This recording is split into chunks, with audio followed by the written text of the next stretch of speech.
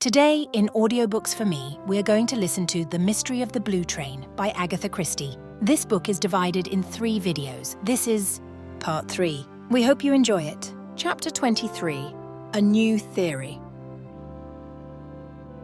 It was exactly 11 o'clock when Poirot presented himself at Van Alden's hotel. He found the millionaire alone. "You are punctual, Monsieur Poirot," he said with a smile, as he rose to greet the detective. "I am always punctual," said Poirot. "The exactitude, always do I observe it, without order and method." He broke off. "Ah, but it is possible that I have said these things to you before. Let us come at once to the object of my visit. Your little idea?" "Yes, my little idea," Poirot smiled. "First of all, monsieur, I should like to interview once more the maid, Ada Mason. She is here?" "Yes, she's here." "Ah!" Van Alden looked at him curiously. He rang the bell, and a messenger was dispatched to find Mason. Poirot greeted her with his usual politeness, which was never without effect on that particular class. "Good afternoon, mademoiselle," he said cheerfully. "Be seated, will you not, if monsieur permits?" "Yes, yes. Sit down, my girl," said Van Alden. "Thank you, sir," said Mason primly, and she sat down on the extreme edge of a chair. She looked bonier and more acid than ever. "I have come to ask you yet more questions," said Poirot. "We must get to the bottom of this affair.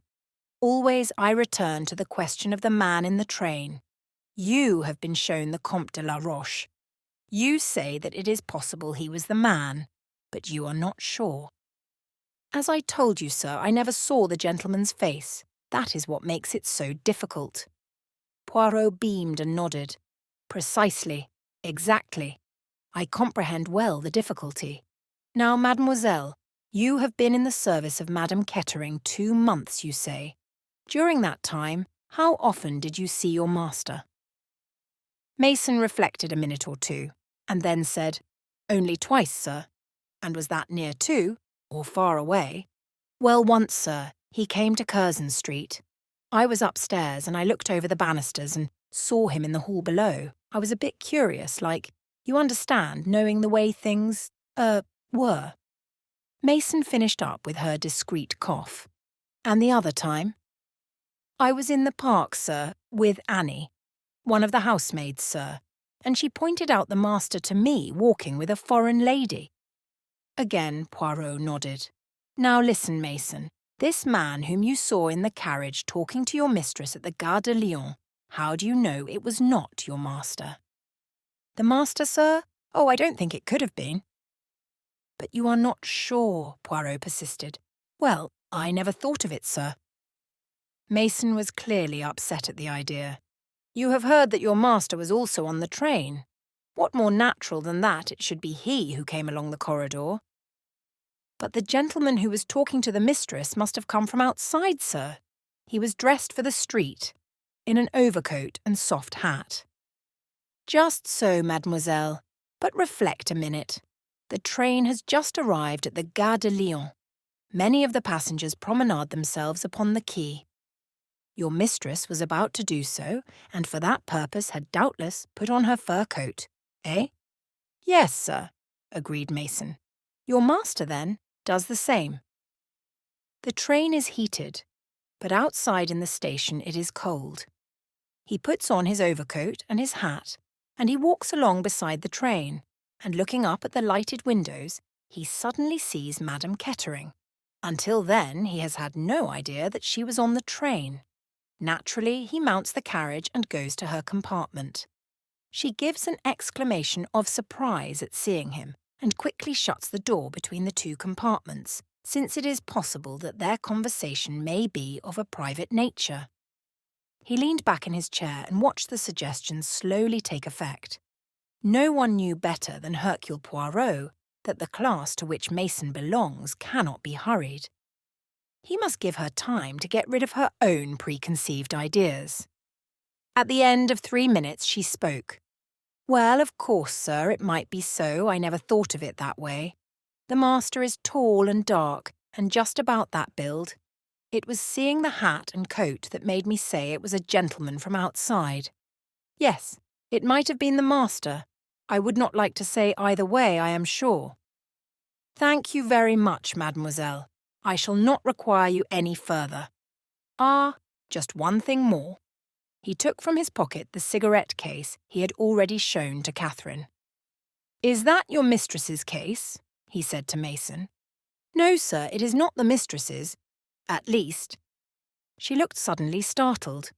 An idea was clearly working its way to the forefront of her mind. Yes, said Poirot encouragingly. I think, sir, I can't be sure, but I think it is a case that the mistress bought to give to the master. Ah, said Poirot in a non-committal manner. But whether she ever did give it to him or not, I can't say, of course.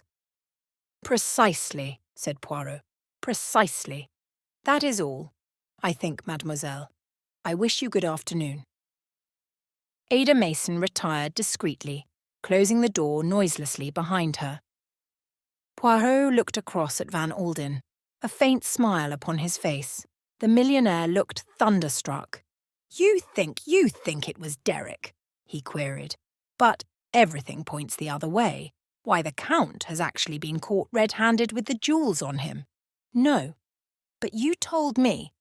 What did I tell you? That story about the jewels. You showed them to me. No. Van Alden stared at him. You mean to say you didn't show them to me? No. Yesterday. At the tennis? No. Are you crazy, Monsieur Poirot? Or am I? Neither of us is crazy, said the detective. You ask me a question. I answer it. You say, have I not shown you the jewels yesterday? I reply, no. What I showed you, Monsieur Van Alden, was a first-class imitation, hardly to be distinguished except by an expert from the real ones. Chapter 24. Poirot gives advice.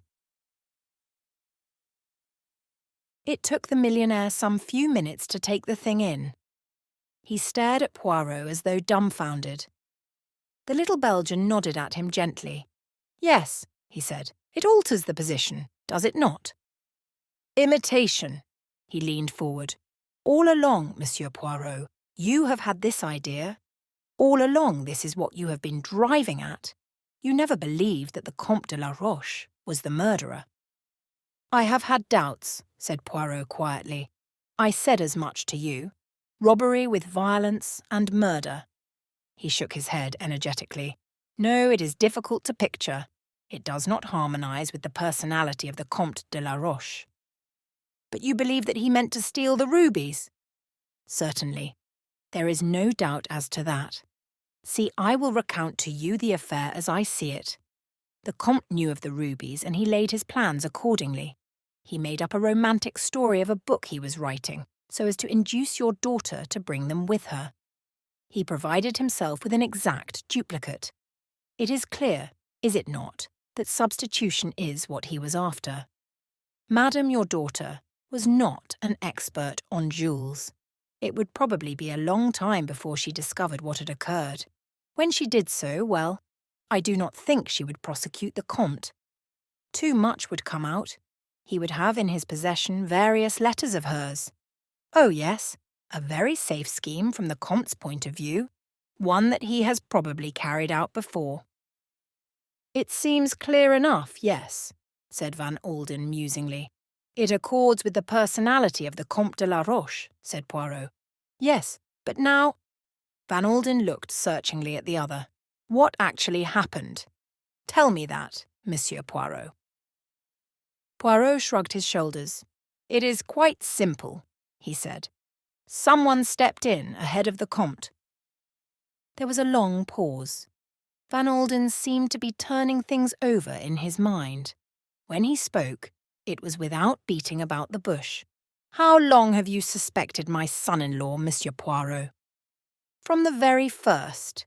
He had the motive and the opportunity. Everyone took for granted that the man in Madame's compartment in Paris was the Comte de la Roche. I thought so too. Then you happened to mention that you had once mistaken the Comte for your son-in-law. That told me that they were of the same height and build, and alike in colouring. It put some curious ideas in my head. The maid had only been with your daughter a short time. It was unlikely that she would know Mr. Kettering well by sight, since he had not been living in Curzon Street. Also, the man was careful to keep his face turned away.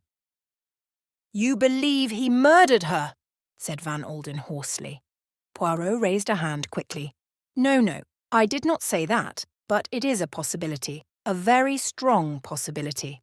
He was in a tight corner, a very tight corner, threatened with ruin. This was the one way out. But why take the jewels? To make the crime appear an ordinary one committed by train robbers. Otherwise suspicion might have fallen on him straight away. If that is so, what has he done with the rubies? That remains to be seen. There are several possibilities. There is a man in Nice who may be able to help, the man I pointed out at the tennis. He rose to his feet, and Van Alden rose also, and laid his hand on the little man's shoulder. His voice, when he spoke, was harsh with emotion. "Find Ruth's murderer for me," he said. "That is all I ask." Poirot drew himself up. "Leave it in the hands of Hercule Poirot," he said superbly. "Have no fears. I will discover the truth." He brushed a speck of fluff from his hat, smiled reassuringly at the millionaire, and left the room. Nevertheless, as he went down the stairs, some of the confidence faded from his face. "It is all very well," he murmured to himself, "but there are difficulties. Yes, there are great difficulties." As he was passing out of the hotel, he came to a sudden halt. A car had drawn up in front of the door. In it was Catherine Grey, and Derek Kettering was standing beside it, talking to her earnestly. A minute or two later, the car drove off, and Derek remained standing on the pavement, looking after it. The expression on his face was an odd one. He gave a sudden impatient gesture of the shoulders, sighed deeply, and turned to find Hercule Poirot standing at his elbow. In spite of himself, he started. The two men looked at each other. Poirot steadily and unwaveringly, and Derek with a kind of light-hearted defiance. There was a sneer behind the easy mockery of his tone when he spoke, raising his eyebrows slightly as he did so. "Rather a dear, isn't she?" he asked easily. His manner was perfectly natural. "Yes," said Poirot thoughtfully, "that describes Mademoiselle Catherine very well. It is very English, that phrase there, and Mademoiselle Catherine. She also is very English." Derek remained perfectly still without answering. "And yet she is sympathique, is it not so?" "Yes," said Derek. "There are not many like her." He spoke softly, almost as though to himself. Poirot nodded significantly. Then he leant towards the other and spoke in a different tone, a quiet, grave tone that was new to Derek Kettering. "You will pardon an old man, monsieur, if he says to you something that you may consider impertinent. There is one of your English proverbs that I would quote to you. It says that it is well to be off with the old love before being on with the new." Kettering turned on him angrily. "What the devil do you mean?" "You enrage yourself at me," said Poirot placidly. "I expected as much. As to what I mean, monsieur, that there is a second car with a lady in it. If you turn your head, you will see her." Derek spun round. His face darkened with anger. "Morel, damn her!" he muttered. "I will soon—" Poirot arrested the movement he was about to make. "Is it wise what you are about to do there?" he asked warningly. His eyes shone softly with a green light in them, but Derek was past noticing the warning signs. In his anger he was completely off his guard. "I have broken with her utterly, and she knows it," cried Derek angrily. "You have broken with her, yes, but has she broken with you?" Derek gave a sudden harsh laugh. "She won't break with £2 million if she can help it," he murmured brutally. "Trust Morel for that." Poirot raised his eyebrows. "You have the outlook cynical," he murmured. "Have I?" There was no mirth in his sudden wide smile. "I have lived in the world long enough, Monsieur Poirot, to know that all women are pretty much alike." His face softened suddenly. All save one. He met Poirot's gaze defiantly. A look of alertness crept into his eyes, then faded again. "That one," he said, and jerked his head in the direction of Cap Martin. "Ah," said Poirot. This quiescence was well calculated to provoke the impetuous temperament of the other. "I know what you are going to say," said Derek rapidly. "The kind of life I have led, the fact that I am not worthy of her. You will say that I have no right to think even of such a thing. You will say that it is not a case of giving a dog a bad name. I know that it is not decent to be speaking like this with my wife dead only a few days, and murdered at that." He paused for breath, and Poirot took advantage of the pause to remark in his plaintive tone, "But, indeed, I have not said anything at all. But you will." "Eh?" said Poirot. "You will say that I have no earthly chance of marrying Catherine." "No," said Poirot. "I would not say that. Your reputation is bad, yes, but with women, never does that deter them. If you were a man of excellent character, of strict morality who had done nothing that he should not do, and possibly everything that he should do, eh bien, then I should have grave doubts of your success. Moral worth, you understand. It is not romantic. It is appreciated, however, by widows." Derek Kettering stared at him, then he swung round on his heel and went up to the waiting car. Poirot looked after him with some interest. He saw the lovely vision lean out of the car and speak.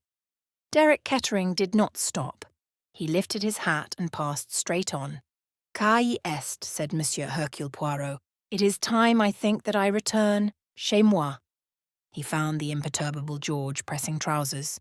"A pleasant day, George, somewhat fatiguing, but not without interest," he said.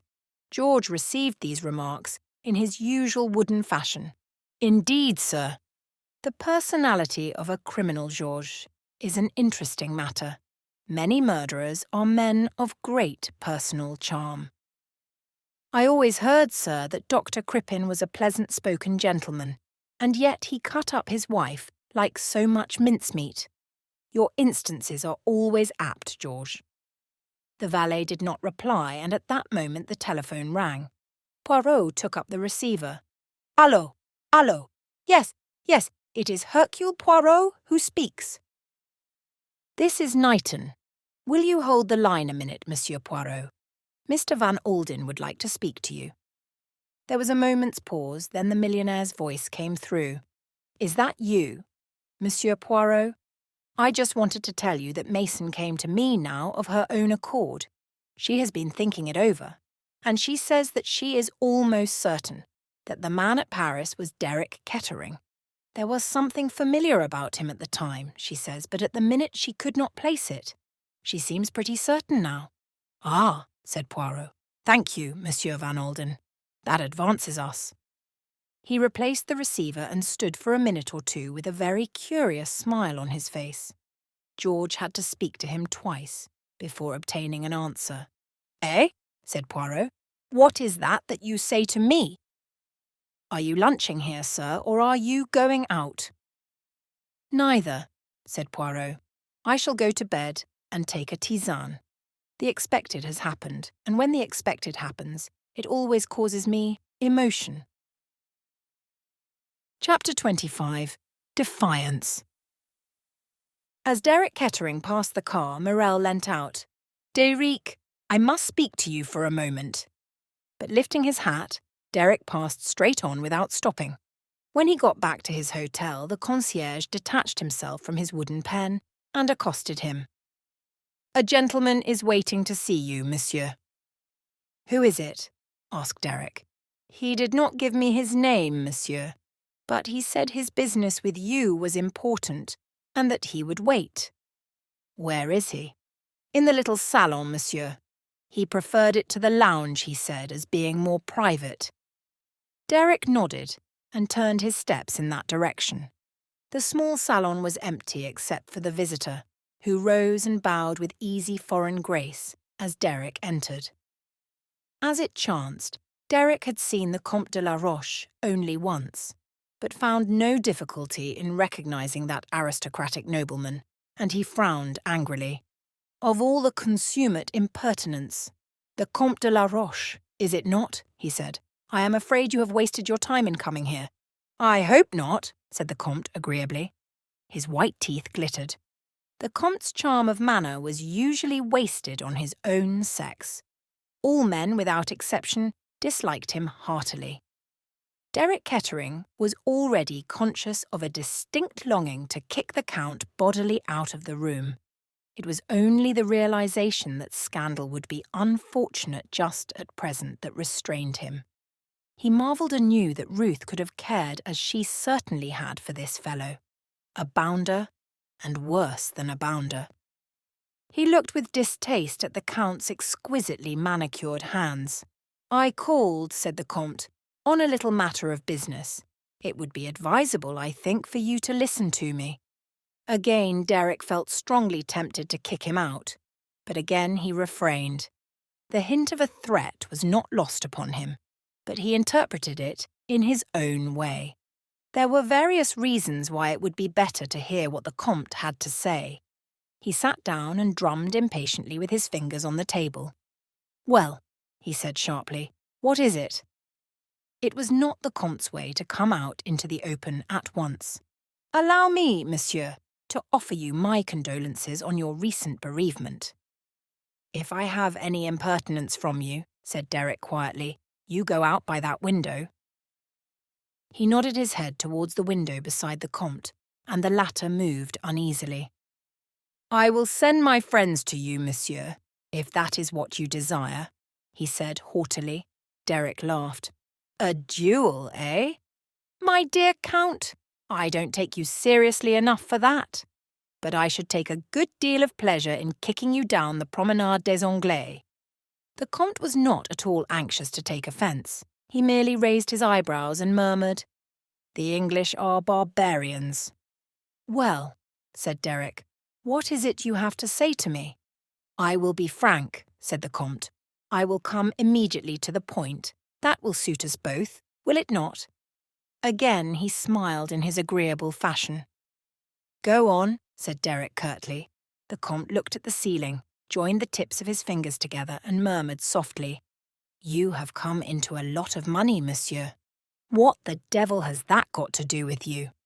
The Comte drew himself up. Monsieur, my name is tarnished.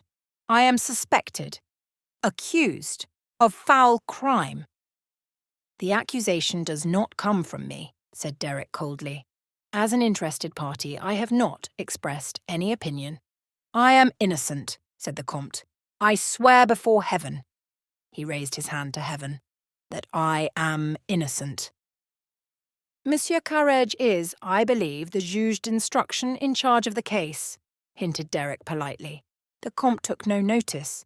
Not only am I unjustly suspected of a crime that I did not commit, but I am also in serious need of money. He coughed softly and suggestively. Derek rose to his feet. I was waiting for that, he said softly. You blackmailing brute, I will not give you a penny. My wife is dead, and no scandal that you can make can touch her now. She wrote you foolish letters, I dare say. If I were to buy them from you for a round sum at this minute, I am pretty certain that you would manage to keep one or two back. And I will tell you this, Monsieur de la Roche, blackmailing is an ugly word both in England and in France. That is my answer to you. Good afternoon. One moment. The Comte stretched out a hand as Derek was turning to leave the room. You are mistaken, monsieur. You are completely mistaken. I am, I hope, a gentleman. Derek laughed. Any letters that a lady might write to me, I should hold sacred. He flung back his head with a beautiful air of nobility. The proposition that I was putting before you was of quite a different nature. I am, as I said, extremely short of money, and my conscience might impel me to go to the police with certain information.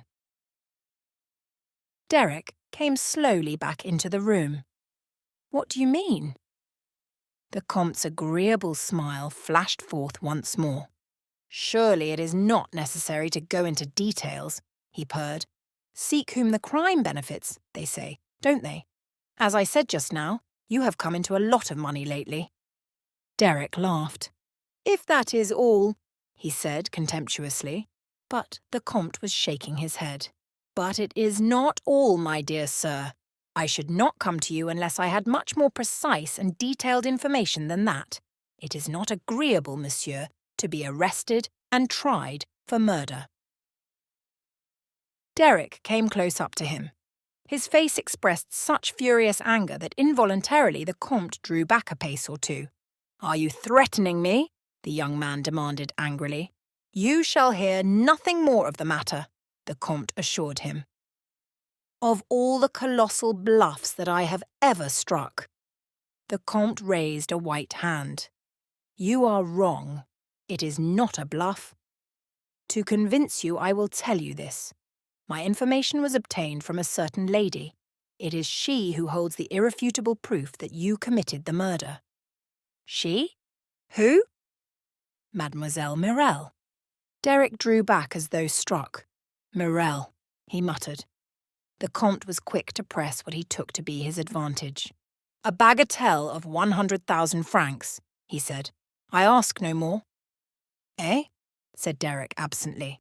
I was saying, monsieur, that a bagatelle of 100,000 francs would satisfy my conscience. Derek seemed to recollect himself. He looked earnestly at the Comte. You would like my answer now? If you please, monsieur. Then here it is. You can go to the devil. See? Leaving the Comte too astonished to speak, Derek turned on his heel and swung out of the room. Once out of the hotel, he hailed a taxi and drove to Mirelle's hotel.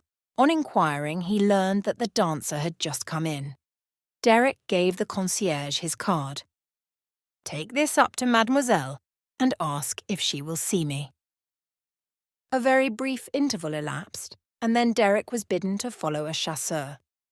A wave of exotic perfume assailed Derek's nostrils as he stepped over the threshold of the dancer's apartments. The room was filled with carnations, orchids, and mimosa. Mirelle was standing by the window in a peignoir of foamy lace. She came towards him, her hands outstretched. Derek, you have come to me. I knew you would. He put aside the clinging arms and looked down on her sternly. Why did you send the Comte de la Roche to me? She looked at him in astonishment, which he took to be genuine.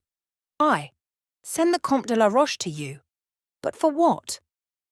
Apparently for blackmail, said Derek grimly. Again she stared.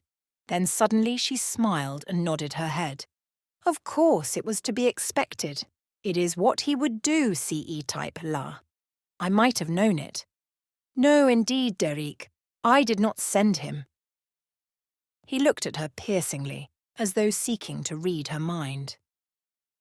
I will tell you, said Mirelle.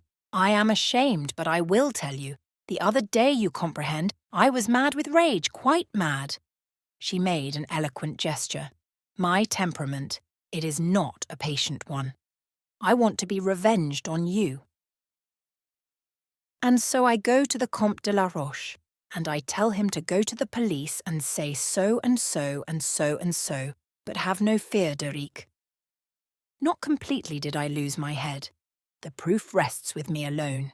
The police can do nothing without my word, you understand? And now? She nestled up close to him, looking up at him with melting eyes. He thrust her roughly away from him. She stood there, her breast heaving, her eyes narrowing to a cat-like slit. Be careful, Derek, be very careful. You have come back to me, have you not? I shall never come back to you, said Derek steadily. Ah! More than ever, the dancer looked like a cat. Her eyelids flickered. So there is another woman, the one with whom you lunched that day. Eh? Am I right? I intend to ask that lady to marry me. You might as well know. That prim Englishwoman. Do you think that I will support that for one moment? Ah, no. Her beautiful lithe body quivered. Listen, Derek. Do you remember that conversation we had in London? You said the only thing that could save you was the death of your wife. You regretted that she was so healthy. Then the idea of an accident came to your brain. And more than an accident. I suppose, said Derek contemptuously, that it was this conversation that you repeated to the Comte de la Roche. Morel laughed. Am I a fool? Could the police do anything with a vague story like that? See, I will give you a last chance. You shall give up this Englishwoman. You shall return to me. And then, chérie, never, never will I breathe. Breathe what? She laughed softly. You thought no one saw you. What do you mean? As I say, you thought no one saw you. But I saw you, Derek, mon ami. I saw you coming out of the compartment of Madame your wife just before the train got into Lyon that night. And I know more than that. I know that when you came out of her compartment, she was dead. He stared at her. Then, like a man in a dream, he turned very slowly and went out of the room, swaying slightly as he walked. Chapter 26. A Warning. And so it is, said Poirot, that we are the good friends and have no secrets from each other. Catherine turned her head to look at him. There was something in his voice, some undercurrent of seriousness, which she had not heard before. They were sitting in the gardens of Monte Carlo. Catherine had come over with her friends, and they had run into Knighton and Poirot almost immediately on arrival. Lady Tamplin had seized upon Knighton and had overwhelmed him with reminiscences, most of which Catherine had a faint suspicion were invented. They had moved away together, Lady Tamplin with her hand on the young man's arm. Knighton had thrown a couple of glances back over his shoulder, and Poirot's eyes twinkled a little as he saw them. Of course we are friends, said Catherine. From the beginning we have been sympathetic to each other, mused Poirot. When you told me that a Roman policier occurs in real life. And I was right, was I not? He challenged her, with an emphatic forefinger. Here we are, plunged in the middle of one. That is natural for me. It is my métier. But for you it is different. Yes, he added in a reflective tone. For you, it is different. She looked sharply at him. It was as though he were warning her, pointing out to her some menace that she had not seen. Why do you say that I am in the middle of it? It is true that I had that conversation with Mrs. Kettering just before she died. But now all that is over. I am not connected with the case any more. Ah, mademoiselle, mademoiselle, can we ever say I have finished with this or that? Catherine turned defiantly round to face him. What is it? She asked. You are trying to tell me something. To convey it to me, rather. But I am not clever at taking hints. I would much rather that you said anything you have to say straight out. Poirot looked at her sadly. Ah, mais c'est anglais cas, he murmured. Everything in black and white, everything clear-cut and well-defined. But life, it is not like that, mademoiselle. There are the things that are not yet, but which cast their shadow before. He dabbed his brow with a very large silk pocket-handkerchief and murmured, Ah, but it is that I become poetical.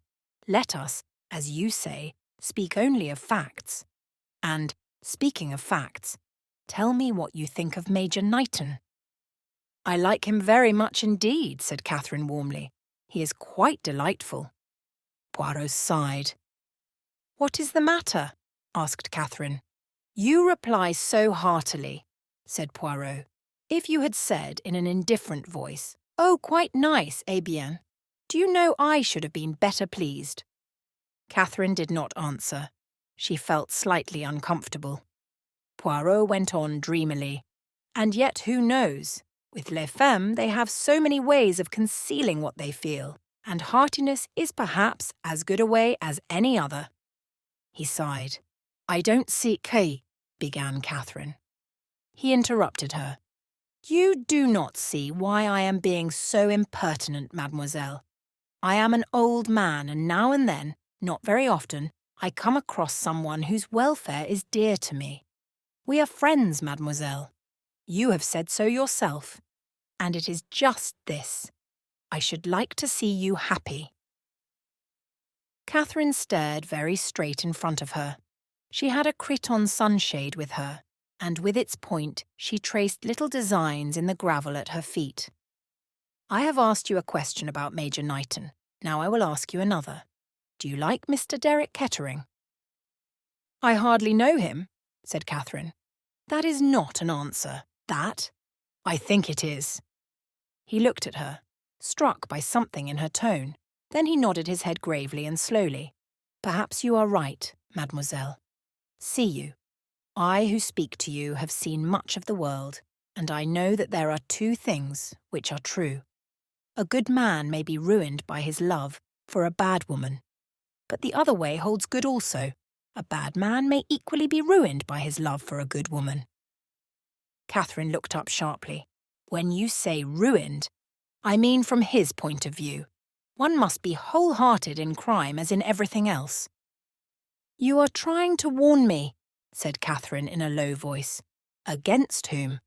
I cannot look into your heart, mademoiselle. I do not think you would let me, if I could. I will just say this. There are men who have a strange fascination for women. The Comte de la Roche, said Catherine with a smile. There are others, more dangerous than the Comte de la Roche. They have qualities that appeal. Recklessness, daring, audacity. You are fascinated, mademoiselle. I see that. But I think that it is no more than that. I hope so. This man of whom I speak, the emotion he feels is genuine enough. But all the same, yes. He got up and stood looking down at her. Then he spoke, in a low, distinct voice. You could, perhaps, love a thief, mademoiselle, but not a murderer. He wheeled sharply away on that and left her sitting there. He heard the little gasp she gave and paid no attention. He had said what he meant to say. He left her there to digest that last, unmistakable phrase. Derek Kettering, coming out of the casino into the sunshine, saw her sitting alone on the bench and joined her. I have been gambling, he said with a light laugh. Gambling unsuccessfully. I have lost everything. Everything, that is, that I have with me. Catherine looked at him with a troubled face. She was aware at once of something new in his manner, some hidden excitement that betrayed itself in 100 different infinitesimal signs. I should think you were always a gambler. The spirit of gambling appeals to you. Every day and in every way a gambler. You are about right. Don't you find something stimulating in it? To risk all on one throw, there is nothing like it. Calm and stolid as she believed herself to be, Catherine felt a faint answering thrill. I want to talk to you, went on Derek, and who knows when I may have another opportunity. There is an idea going about that I murdered my wife. No, please don't interrupt. It is absurd, of course. He paused for a minute or two, then went on, speaking more deliberately. In dealing with the police and local authorities here, I have had to pretend to, well, a certain decency. I prefer not to pretend with you. I meant to marry money. I was on the lookout for money when I first met Ruth Van Alden. She had the look of a slim Madonna about her, and I made all sorts of good resolutions, and was bitterly disillusioned. My wife was in love with another man when she married me. She never cared for me in the least. Oh, I am not complaining. The thing was a perfectly respectable bargain. She wanted Le Conbury, and I wanted money. The trouble arose simply through Ruth's American blood. Without caring a pin for me, she would have liked me to be continually dancing attendance. Time and again she as good as told me that she had bought me, and that I belonged to her. The result was that I behaved abominably to her. My father-in-law will tell you that, and he is quite right. At the time of Ruth's death, I was faced with absolute disaster. He laughed suddenly. One is faced with absolute disaster when one is up against a man like Rufus Van Alden. And then? Asked Catherine in a low voice.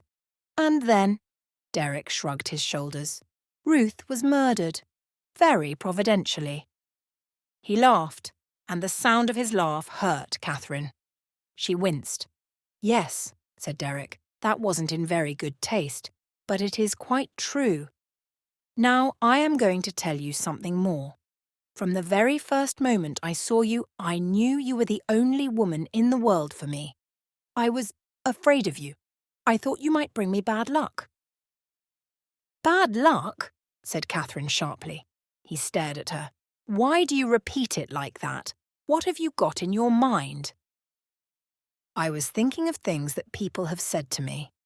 Derek grinned suddenly. They will say a lot to you about me, my dear, and most of it will be true. Yes, and worse things too. Things that I shall never tell you. I have been a gambler always, and I have taken some long odds. I shan't confess to you now or at any other time. The past is done with. There is one thing I do wish you to believe. I swear to you solemnly that I did not kill my wife. He said the words earnestly enough, yet there was somehow a theatrical touch about them. He met her troubled gaze and went on. I know. I lied the other day. It was my wife's compartment I went into. Ah, said Catherine. It's difficult to explain just why I went in, but I'll try. I did it on an impulse. You see, I was more or less spying on my wife. I kept out of sight, on the train. Morel had told me that my wife was meeting the Comte de la Roche in Paris. Well, as far as I had seen, that was not so. I felt ashamed, and I thought suddenly that it would be a good thing to have it out with her once and for all. So I pushed open the door and went in.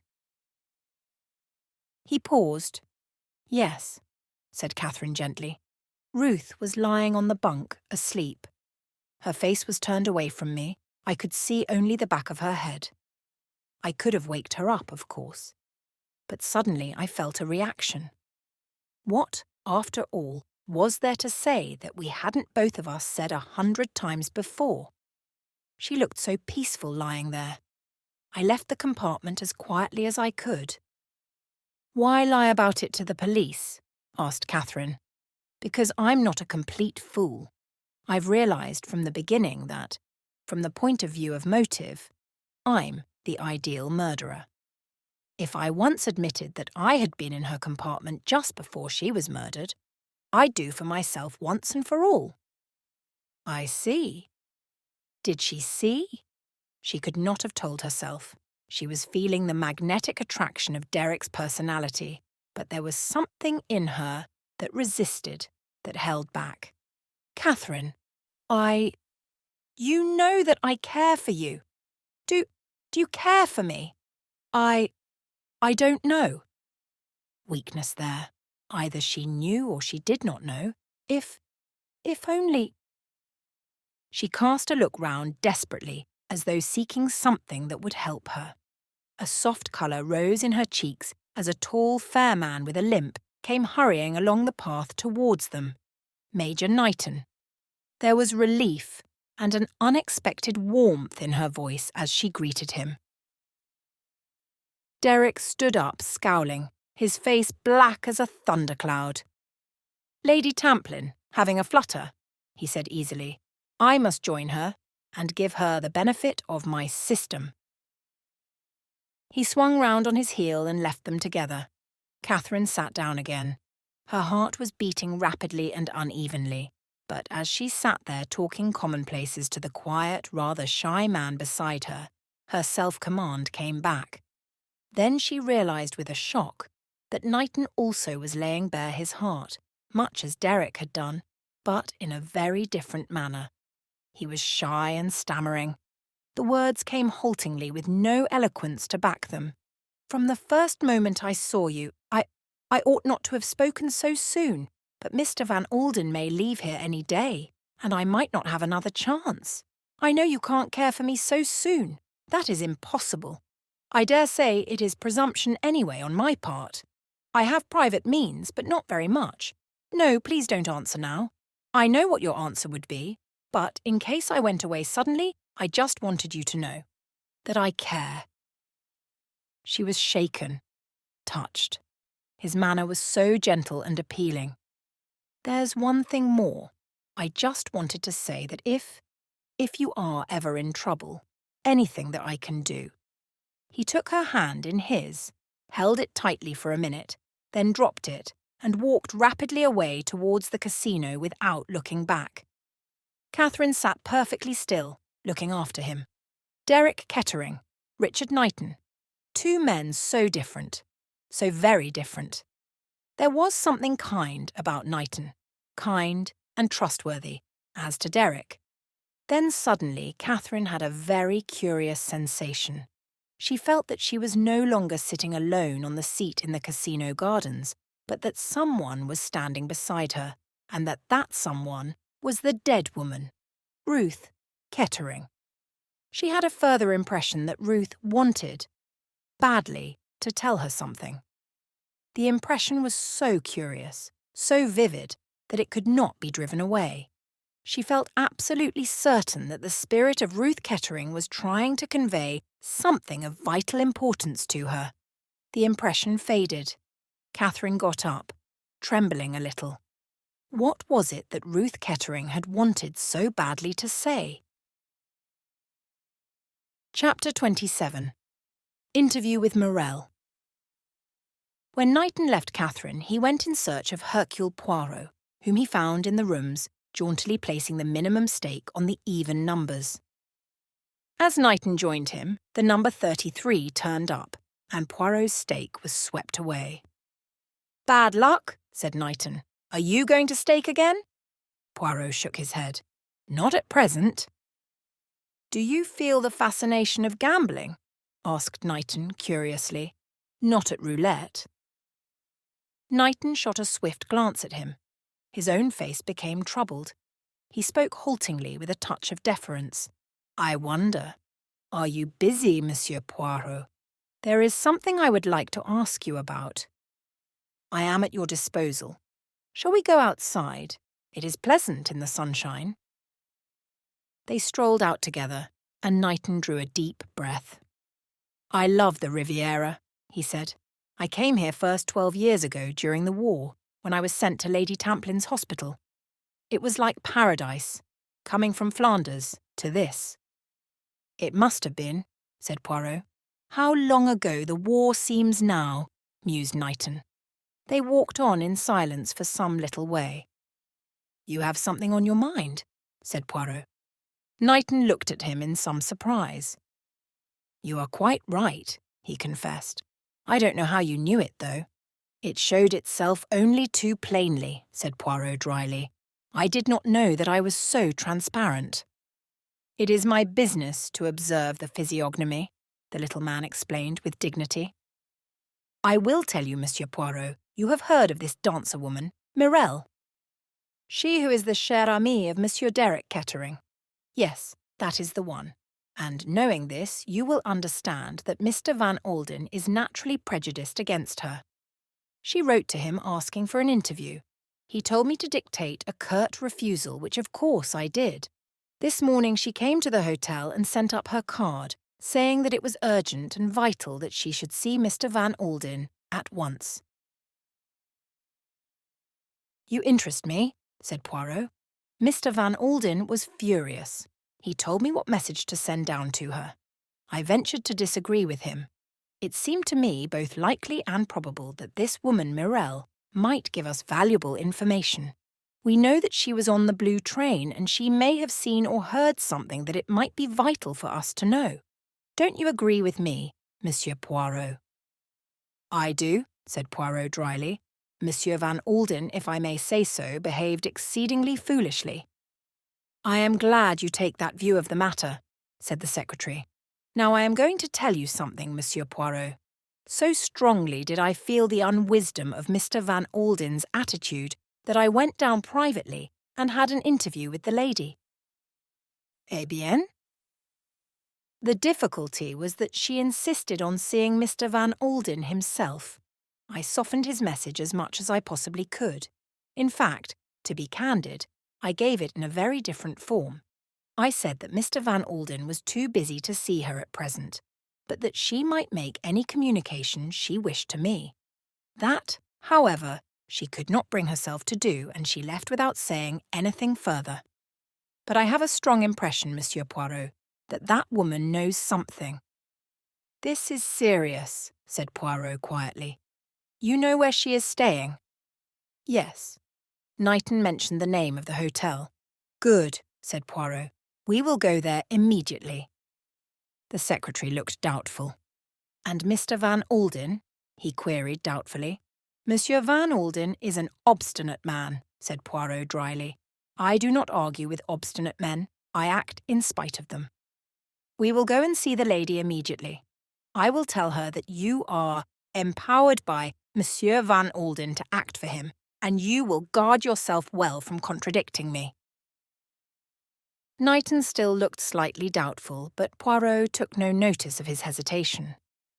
At the hotel they were told that Mademoiselle was in, and Poirot sent up both his and Knighton's cards with "From Mr. Van Alden" pencilled upon them.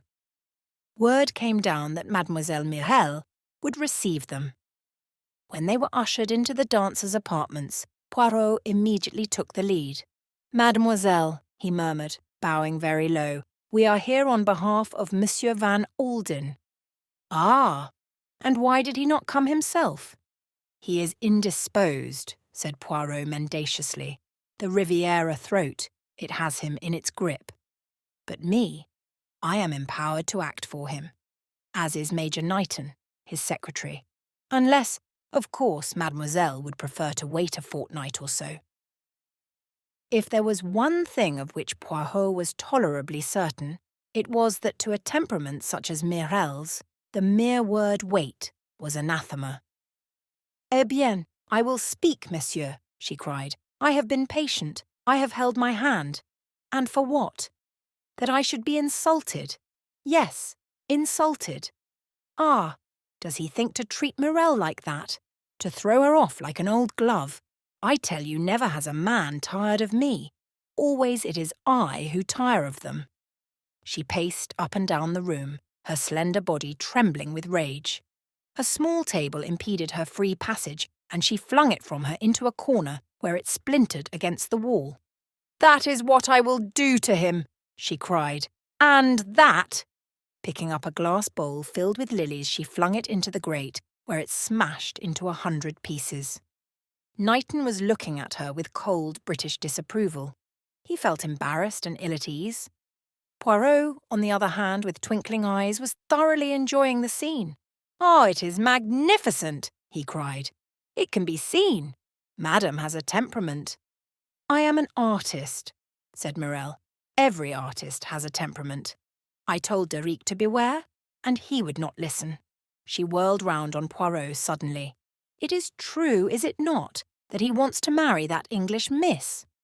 Poirot coughed. "On ma dit," he murmured, "that he adores her passionately." Mirel came towards them.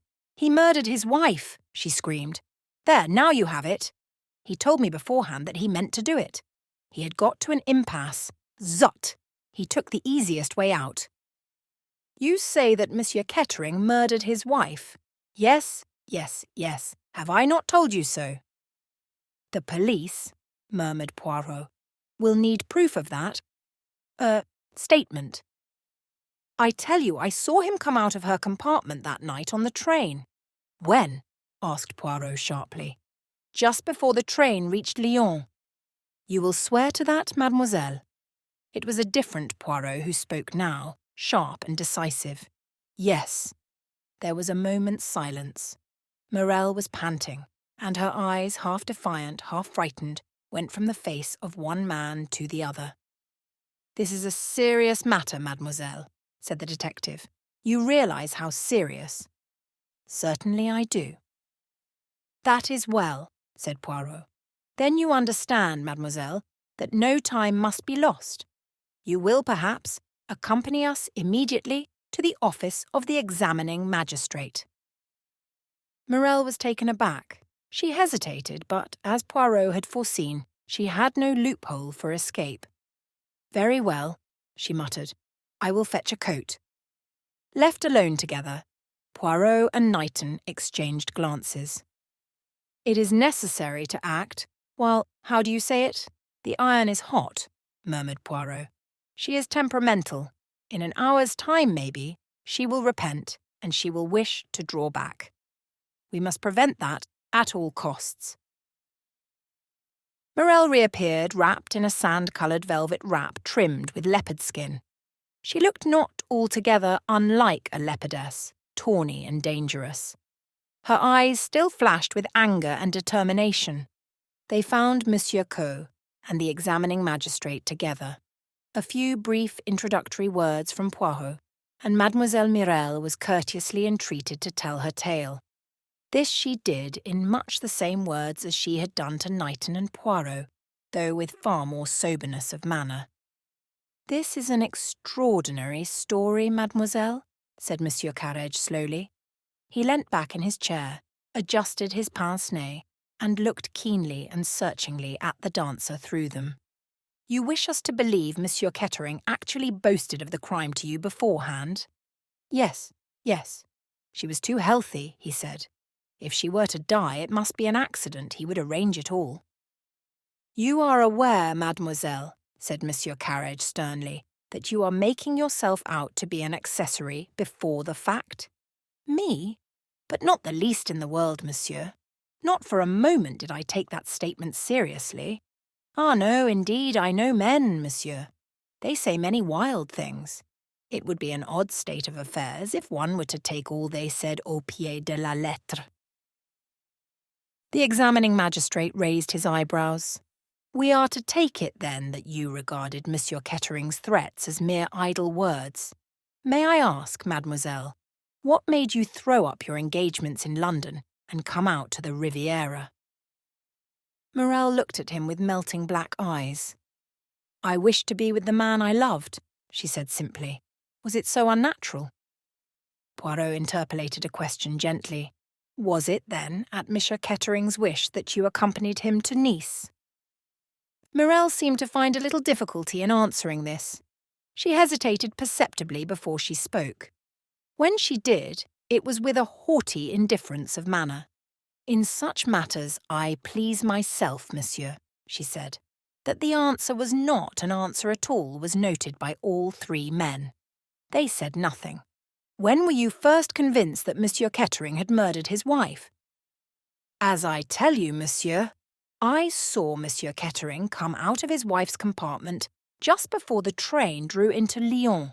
There was a look on his face. Ah! At the moment I could not understand it. A look haunted and terrible. I shall never forget it." Her voice rose shrilly, and she flung out her arms in an extravagant gesture. "Quite so," said Monsieur Carrege. "Afterwards, when I found that Madame Kettering was dead when the train left Lyons, then I knew." "And still you did not go to the police, mademoiselle," said the commissary mildly. Morel glanced at him superbly. She was clearly enjoying herself in the role she was playing. "Shall I betray my lover?" she asked. "Ah, no, do not ask a woman to do that." "Yet now," hinted Monsieur Coe, "now it is different. He has betrayed me. Shall I suffer that in silence?" The examining magistrate checked her. Quite so, he murmured soothingly. "And now, mademoiselle, perhaps you will read over the statement of what you have told us. See that it is correct, and sign it." Morel wasted no time on the document. Yes, she said, "it is correct." She rose to her feet. "You require me no longer, messieurs." "At present, no, mademoiselle." "And Deric will be arrested?" "At once, mademoiselle." Morel laughed cruelly and drew her fur draperies closer about her. "He should have thought of this before he insulted me," she cried. "There is one little matter," Poirot coughed apologetically. "Just a matter of detail." "Yes." "What makes you think Madame Kettering was dead when the train left Lyons?" Morel stared. But she was dead. Was she? Yes, of course, She came to an abrupt stop. Poirot was regarding her intently, and he saw the wary look that came into her eyes. I have been told so. Everybody says so. Oh, said Poirot. I was not aware that the fact had been mentioned outside the examining magistrate's office. Morel appeared somewhat discomposed. One hears those things, she said vaguely. They get about. Somebody told me, I can't remember who it was. She moved to the door. Monsieur Coe sprang forward to open it for her, and as he did so, Poirot's voice rose gently once more. And the jewels? Pardon, mademoiselle. Can you tell me anything about those? The jewels? What jewels? The rubies of Catherine the Great. Since you hear so much, you must have heard of them. I know nothing about any jewels, said Morel sharply. She went out, closing the door behind her. Monsieur Coe came back to his chair. The examining magistrate sighed. What a fury, he said, but diablement chic. I wonder if she is telling the truth. I think so. There is some truth in her story, certainly, said Poirot. We have confirmation of it, from Miss Grey. She was looking down the corridor a short time before the train reached Lyons, and she saw Monsieur Kettering go into his wife's compartment. The case against him seems quite clear, said the commissary, sighing. It is 1,000 pities, he murmured. How do you mean? Asked Poirot. It has been the ambition of my life to lay the Comte de la Roche by the heels. This time, ma foi, I thought we had got him. This other, it is not nearly so satisfactory. Monsieur Carrege rubbed his nose. If anything goes wrong, he observed cautiously, it will be most awkward. Monsieur Kettering is of the aristocracy. It will get into the newspapers. If we have made a mistake, he shrugged his shoulders forebodingly. The jewels now, said the commissary. What do you think he has done with them? He took them for a plant, of course, said Monsieur Carrege. They must have been a great inconvenience to him and very awkward to dispose of. Poirot smiled. I have an idea of my own about the jewels. Tell me, monsieur, what do you know of a man called the Marquis? The commissary leant forward excitedly. The Marquis, he said. The Marquis. Do you think he is mixed up in this affair, Monsieur Poirot? I ask you what you know of him. The commissary made an expressive grimace. Not as much as we should like to, he observed ruefully. He works behind the scenes, you understand. He has underlings who do his dirty work for him. But he is someone high up. That we are sure of. He does not come from the criminal classes. A Frenchman? Yes. At least we believe so. But we are not sure. He has worked in France, in England, in America. There was a series of robberies in Switzerland last autumn which were laid at his door. By all accounts, he is a grand seigneur, speaking French and English with equal perfection, and his origin is a mystery. Poirot nodded and rose to take his departure. Can you tell us nothing more, Monsieur Poirot? Urged the commissary. At present, no, said Poirot, but I may have news awaiting me at my hotel. Monsieur Carrege looked uncomfortable. If the Marquis is concerned in this, he began and then stopped. It upsets our ideas, complained Monsieur Coe. It does not upset mine, said Poirot. On the contrary, I think it agrees with them very well. Au revoir, monsieur. If news of any importance comes to me, I will communicate it to you immediately. He walked back to his hotel with a grave face. In his absence, a telegram had come to him. Taking a paper cutter from his pocket, he slit it open. It was a long telegram, and he read it over twice, before slowly putting it in his pocket. Upstairs, George was awaiting his master. I am fatigued, George, much fatigued. Will you order for me a small pot of chocolate? The chocolate was duly ordered and brought, and George set it at the little table at his master's elbow. As he was preparing to retire, Poirot spoke. I believe, George, that you have a good knowledge of the English aristocracy, murmured Poirot. George smiled apologetically. "I think that I might say that I have, sir," he replied. "I suppose that it is your opinion, Georges, that criminals are invariably drawn from the lower orders." "Not always, sir.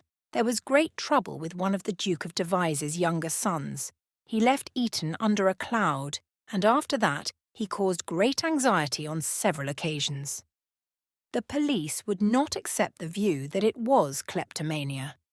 A very clever young gentleman, sir, but vicious through and through, if you take my meaning. His Grace shipped him to Australia, and I hear he was convicted out there under another name. Very odd, sir, but there it is. The young gentleman, I need hardly say, was not in want financially." Poirot nodded his head slowly. "Love of excitement," he murmured, "and a little kink in the brain somewhere.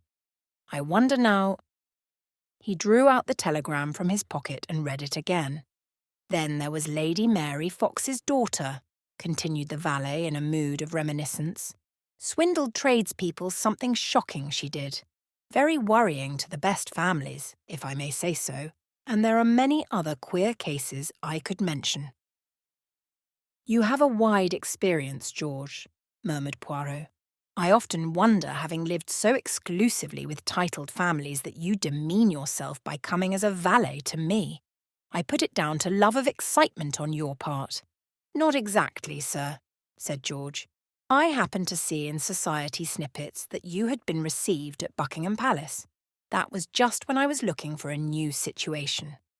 His Majesty, so it said, had been most gracious and friendly, and thought very highly of your abilities." "Ah," said Poirot, "one always likes to know the reason for things."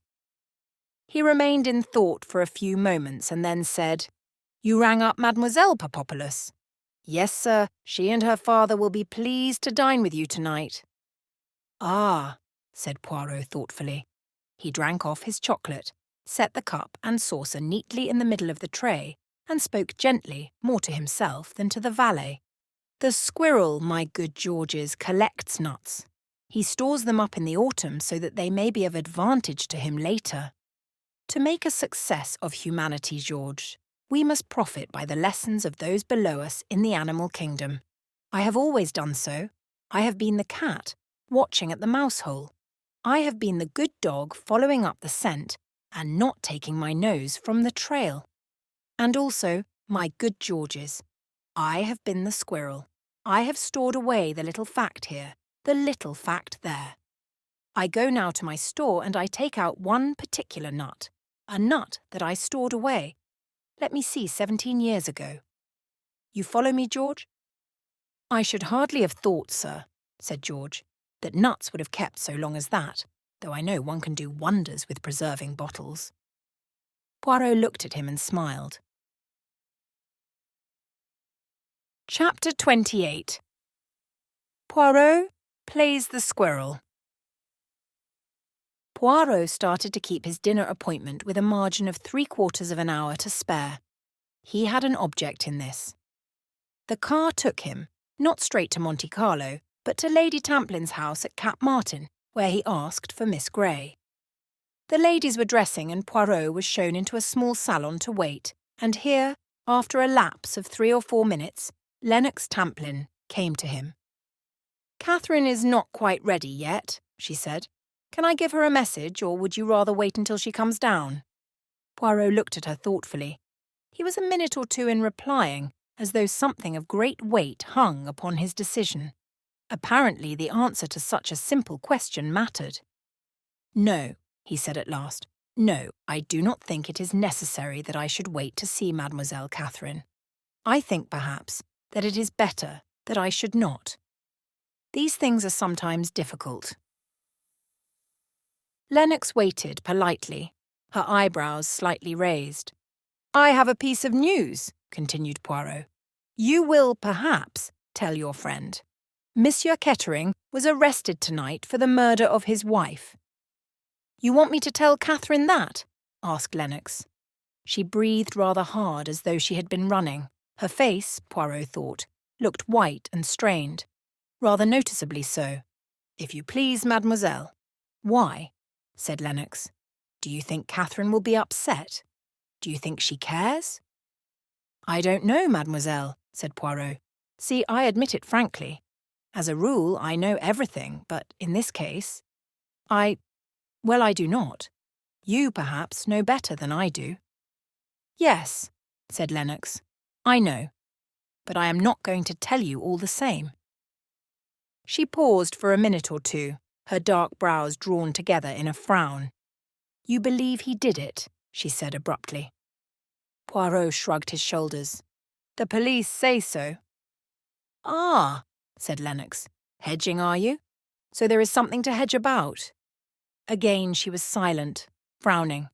Poirot said gently, You have known Derek Kettering a long time. Have you not? Off and on, ever since I was a kid, said Lennox gruffly. Poirot nodded his head several times without speaking. With one of her brusque movements, Lennox drew forward a chair and sat down on it, her elbows on the table and her face supported by her hands. Sitting thus, she looked directly across the table at Poirot. What have they got to go on? She demanded. Motive, I suppose. Probably came into money at her death. He came into 2 million. And if she had not died, he would have been ruined? Yes. But there must have been more than that, persisted Lennox. He travelled by the same train, I know, but that would not be enough to go on by itself.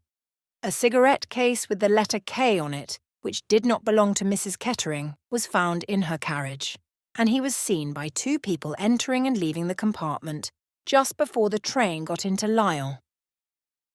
What 2 people? Your friend Miss Grey was one of them. The other was Mademoiselle Mirelle, the dancer. And he, Derek, what has he got to say about it? Demanded Lennox sharply. He denies having entered his wife's compartment at all, said Poirot. Fool, said Lennox crisply, frowning. Just before Lyons, you say? Does nobody know when she died? The doctor's evidence necessarily cannot be very definite, said Poirot. They are inclined to think that death was unlikely to have occurred after leaving Lyons. And we know this much, that a few moments after leaving Lyons, Mrs. Kettering was dead. How do you know that? Poirot was smiling rather oddly to himself. Someone else went into her compartment and found her dead. And they did not rouse the train? No. Why was that? Doubtless they had their reasons. Lennox looked at him sharply. Do you know the reason? I think so, yes. Lennox sat still, turning things over in her mind. Poirot watched her in silence. At last she looked up. A soft colour had come into her cheeks and her eyes were shining. You think someone on the train must have killed her, but that need not be so at all. What is to stop anyone swinging themselves onto the train when it stopped at Lyons? They could go straight to her compartment, strangle her, and take the rubies and drop off the train again without anyone being the wiser. She may have been actually killed while the train was in Lyons station. Then she would have been alive when Derek went in, and dead when the other person found her. Poirot leant back in his chair. He drew a deep breath. He looked across at the girl and nodded his head 3 times, then he heaved a sigh. Mademoiselle, he said, what you have said there is very just, very true. I was struggling in darkness, and you have shown me a light. There was a point that puzzled me, and you have made it plain. He got up. And Derek, said Lennox. Who knows, said Poirot, with a shrug of his shoulders. But I will tell you this, mademoiselle. I am not satisfied. No, I, Hercule Poirot, am not yet satisfied. It may be that this very night I shall learn something more. At least I go to try. You are meeting someone? Yes. Someone who knows something. Someone who might know something. In these matters one must leave no stone unturned. Au revoir, mademoiselle. Lennox accompanied him to the door. Have I helped? She asked. Poirot's face softened as he looked up at her, standing on the doorstep above him. Yes, mademoiselle, you have helped. If things are very dark, always remember that. When the car had driven off, he relapsed into a frowning absorption, but in his eyes was that faint green light which was always the precursor of the triumph to be. He was a few minutes late at the rendezvous, and found that Monsieur Papopoulos and his daughter had arrived before him. His apologies were abject, and he outdid himself in politeness and small attentions. The Greek was looking particularly benign and noble this evening, a sorrowful patriarch of blameless life. Zia was looking handsome and good-humoured. The dinner was a pleasant one. Poirot was his best and most sparkling self. He told anecdotes, he made jokes, he paid graceful compliments to Zia Papopoulos, and he told many interesting incidents of his career. The menu was a carefully selected one, and the wine was excellent. At the close of dinner, Monsieur Papopoulos inquired politely, "And the tip I gave you, you have had your little flutter on the horse." "I am in communication with, my bookmaker," replied Poirot. The eyes of the two men met. "A well-known horse, eh?" "No," said Poirot. "It is what our friends, the English, call a dark horse." "Ah," said Monsieur Papopoulos thoughtfully. "Now we must step across to the casino and have our little flutter at the roulette table," cried Poirot gaily. At the casino the party separated, Poirot devoting himself solely to Zia, whilst Papopoulos himself drifted away. Poirot was not fortunate, but Zia had a run of good luck, and had soon won a few £1,000. "It would be as well," she observed dryly to Poirot, "if I stopped now." Poirot's eyes twinkled. "Superb!" he exclaimed. "You are the daughter of your father, Mademoiselle Zia. To know when to stop? Ah, that is the art." He looked round the rooms. "I cannot see your father anywhere about," he remarked carelessly. "I will fetch your cloak for you, mademoiselle, and we will go out in the gardens." He did not, however, go straight to the cloak-room. His sharp eyes had seen but a little while before the departure of Monsieur Papopoulos. He was anxious to know what had become of the wily Greek. He ran him to earth unexpectedly in the big entrance hall. He was standing by one of the pillars, talking to a lady who had just arrived. The lady was Mirelle. Poirot sidled unostentatiously round the room. He arrived at the other side of the pillar, and unnoticed by the two who were talking together in an animated fashion, or rather, that is to say, the dancer was talking, Papopoulos contributing an occasional monosyllable and a good many expressive gestures. "I tell you, I must have time," the dancer was saying. "If you give me time, I will get the money." "To wait," the Greek shrugged his shoulders. "It is awkward." "Only a very little while," pleaded the other. "Ah, but you must. A week, 10 days, that is all I ask. You can be sure of your affair. The money will be forthcoming." Papopoulos shifted a little and looked round him uneasily, to find Poirot almost at his elbow with a beaming, innocent face. "Ah, vous voilà, Monsieur Papopoulos. I have been looking for you. It is permitted that I take Mademoiselle Zia for a little turn in the gardens." "Good evening, mademoiselle." He bowed very low to Mirelle. "1,000 pardons that I did not see you immediately." The dancer accepted his greetings rather impatiently. She was clearly annoyed at the interruption of her tête-à-tête. Poirot was quick to take the hint. Papopoulos had already murmured, "Certainly, but certainly," and Poirot withdrew forthwith.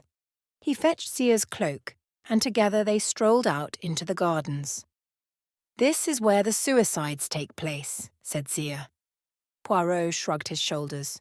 "So it is said. Men are foolish, are they not, mademoiselle?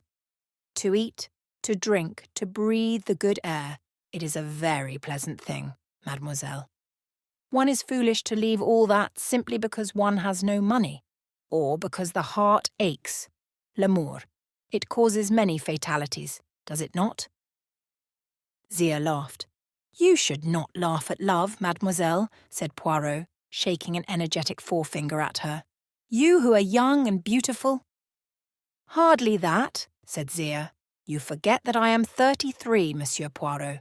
I am frank with you because it is no good being otherwise. As you told my father, it is exactly 17 years since you aided us in Paris that time. When I look at you, it seems much less, said Poirot gallantly. You were then very much as you are now, mademoiselle, a little thinner, a little paler, a little more serious. 16 years old and fresh from your pension. Not quite the petite pensionnaire, not quite a woman. You were very delicious, very charming, Mademoiselle Zia. Others thought so too, without doubt. At 16, said Zia, one is simple and a little fool.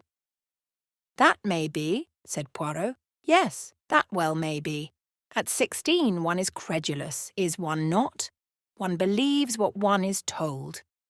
If he saw the quick sideways glance that the girl shot at him, he pretended not to have done so. He continued dreamily. It was a curious affair that, altogether, your father, mademoiselle, has never understood the true inwardness of it. No? When he asked me for details, for explanations, I said to him thus, without scandal, I have got back for you that which was lost. You must ask no questions. Do you know, mademoiselle, why I said these things? I have no idea, said the girl coldly. It was because I had a soft spot in my heart for a little pensionnaire, so pale, so thin, so serious. I don't understand what you are talking about, cried Zia angrily. Do you not, mademoiselle? Have you forgotten Antonio Pirezio? He heard the quick intake of her breath, almost a gasp. He came to work as an assistant in the shop, but not thus could he have got hold of what he wanted. An assistant can lift his eyes to his master's daughter, can he not, if he is young and handsome with a glib tongue? And since they cannot make love all the time, they must occasionally talk of things that interest them both, such as that very interesting thing which was temporarily in Monsieur Papopoulos' possession. And since, as you say, mademoiselle, the young are foolish and credulous, it was easy to believe him and to give him a sight of that particular thing, to show him where it was kept. And afterwards, when it is gone, when the unbelievable catastrophe has happened. Alas, the poor little pensionnaire. What a terrible position she is in. She is frightened, the poor little one.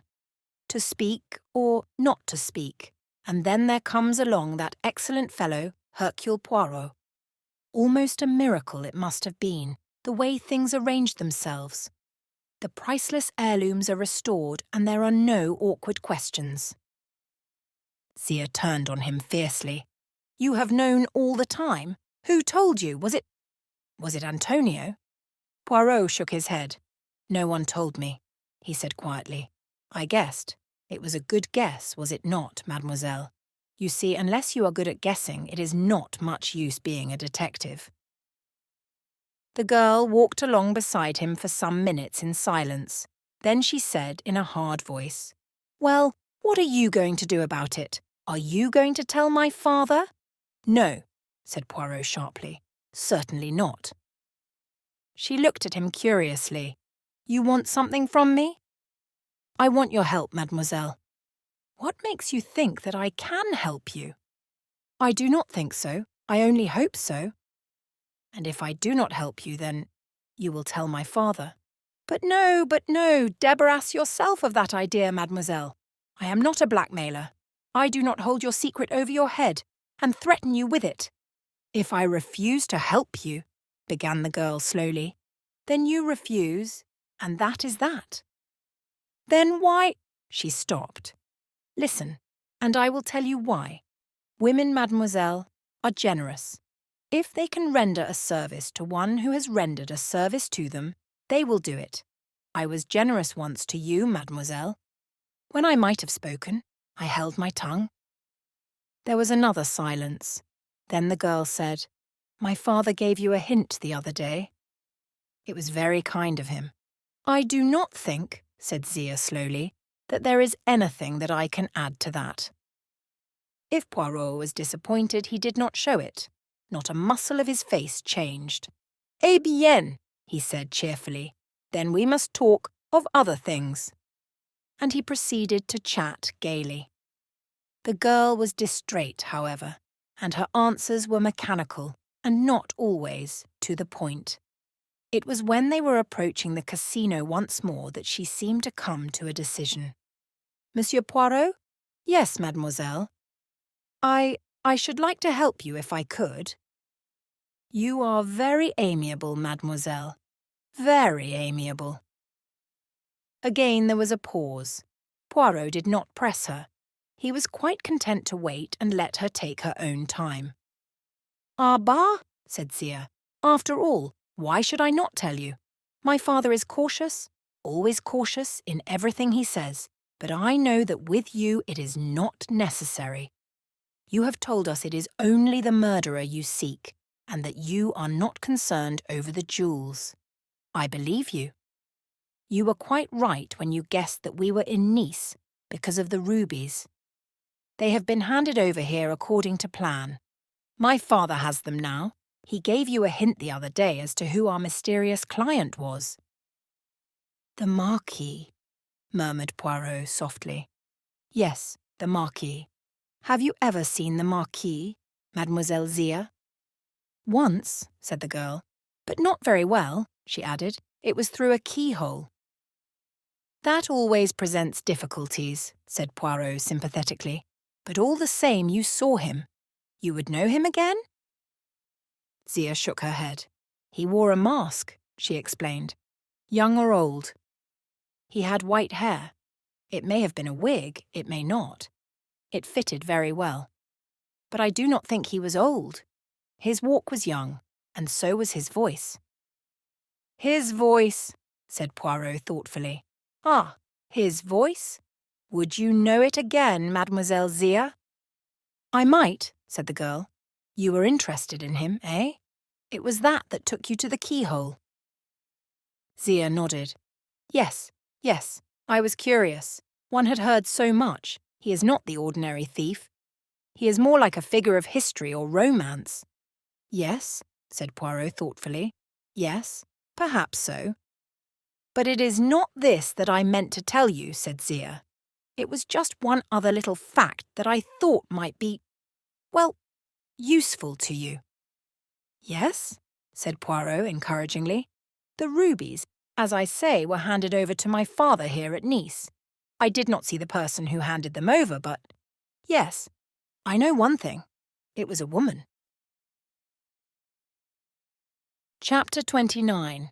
A Letter from Home.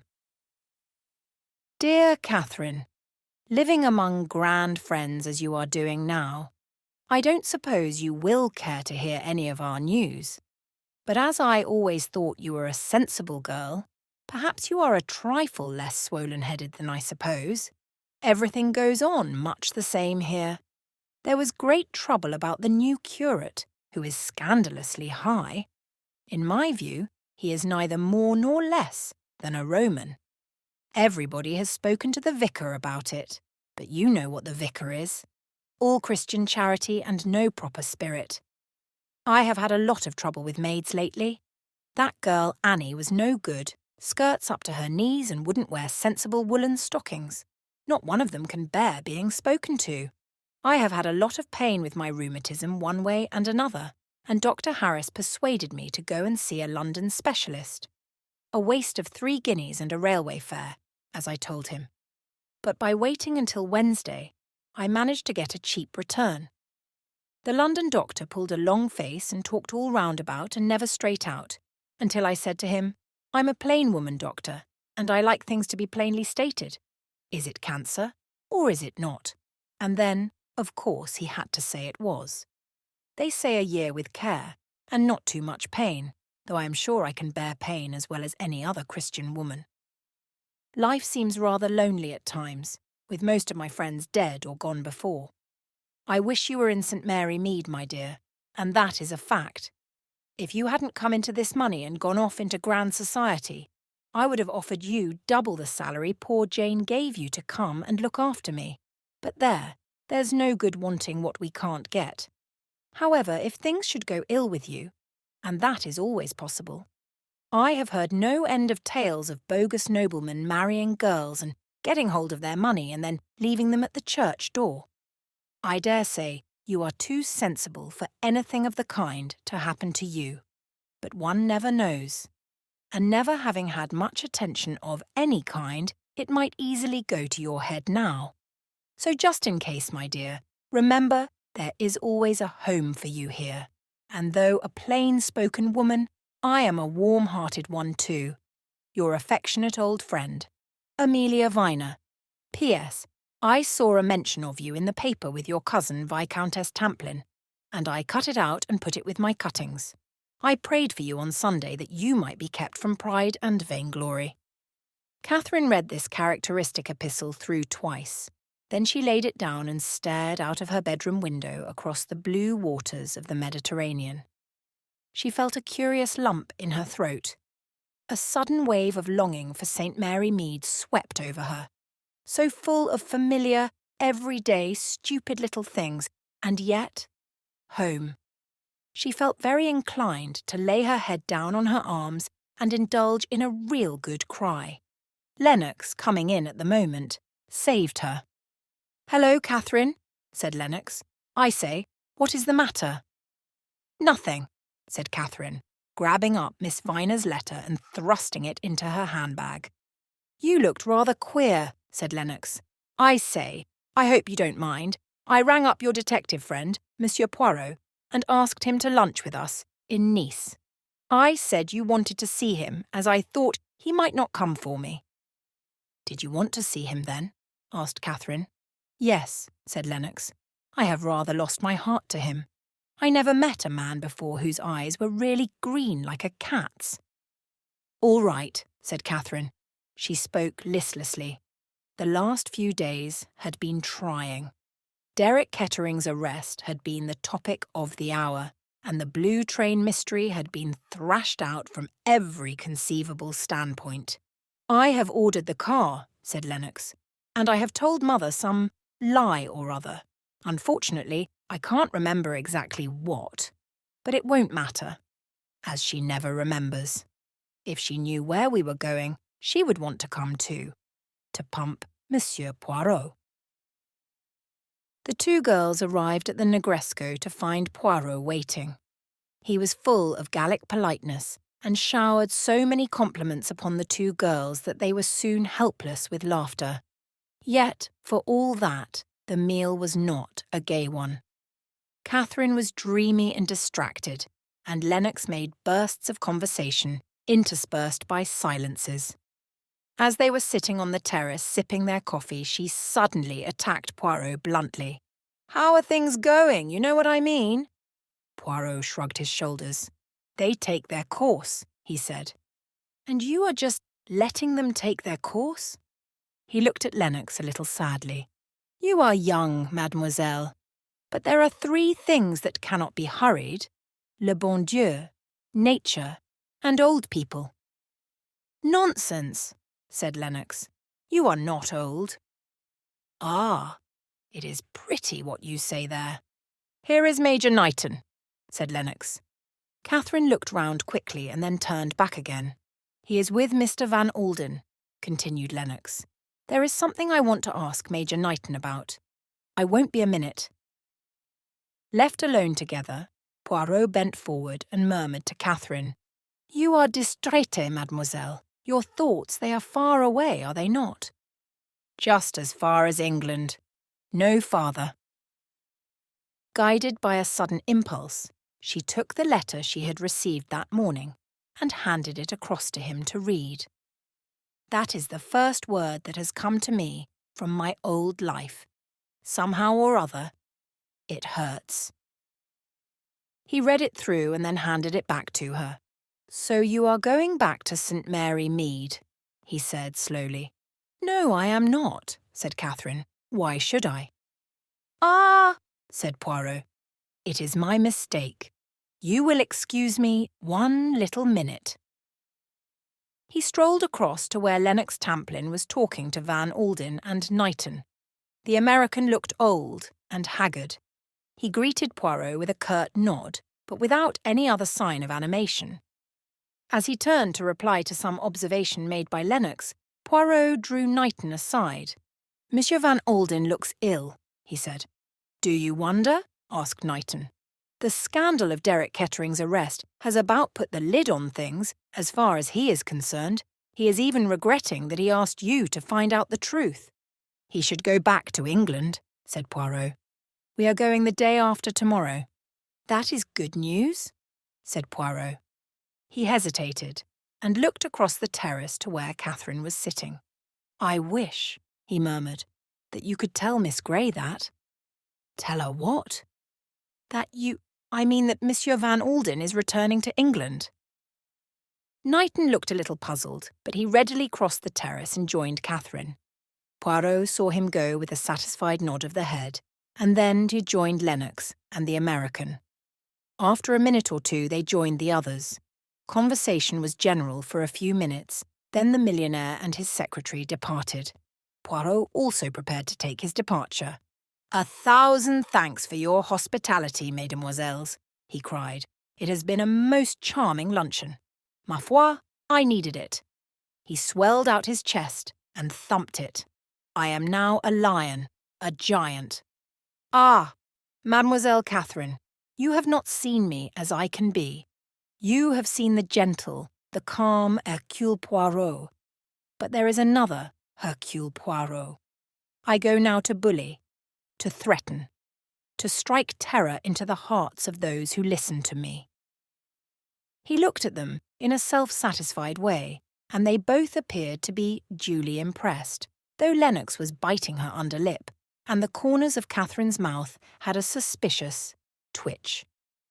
"And I shall do it," he said gravely. "Oh, yes, I shall succeed." He had gone but a few steps when Catherine's voice made him turn. "Monsieur Poirot, I want to tell you. I think you were right in what you said. I am going back to England almost immediately."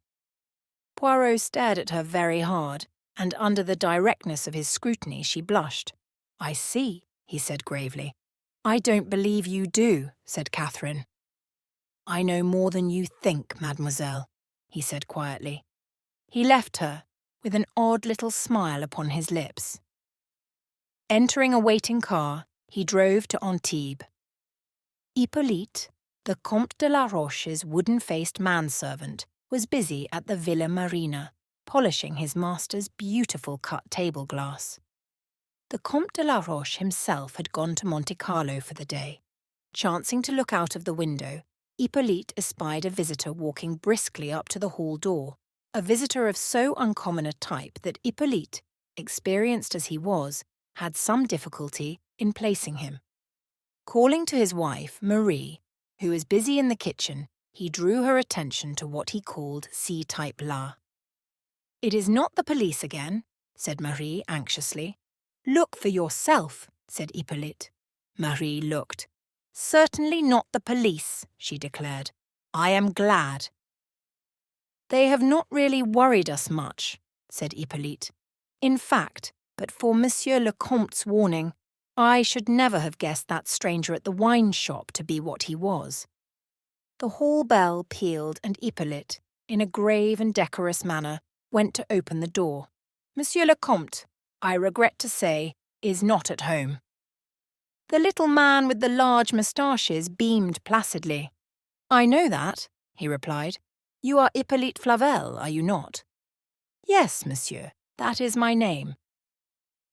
"And you have a wife, Marie Flavel?" "Yes, monsieur, but—" "I desire to see you both," said the stranger, and he stepped nimbly past Hippolyte into the hall. "Your wife is doubtless in the kitchen," he said. "I will go there." Before Hippolyte could recover his breath, the other had selected the right door at the back of the hall and passed along the passage and into the kitchen, where Marie paused open-mouthed to stare at him. "Voilà," said the stranger, and sank into a wooden armchair. "I am Hercule Poirot." "Yes, monsieur." "You do not know the name?" "I have never heard it," said Hippolyte. Permit me to say that you have been badly educated. It is the name of one of the great ones of this world." He sighed and folded his hands across his chest. Hippolyte and Marais were staring at him uneasily. They were at a loss what to make of this unexpected and extremely strange visitor. "Monsieur desire," murmured Hippolyte mechanically. "I desire to know why you have lied to the police." "Monsieur!" cried Hippolyte. "I lied to the police? Never have I done such a thing." Monsieur Poirot shook his head. "You are wrong," he said. "You have done it on several occasions. Let me see." He took a small notebook from his pocket and consulted it. "Ah, yes, on 7 occasions at least. I will recite them to you." In a gentle, unemotional voice, he proceeded to outline the 7 occasions. Hippolyte was taken aback. "But it is not of these past lapses that I wish to speak," continued Poirot. "Only, my dear friend, do not get into the habit of thinking yourself too clever. I come now to the particular lie in which I am concerned.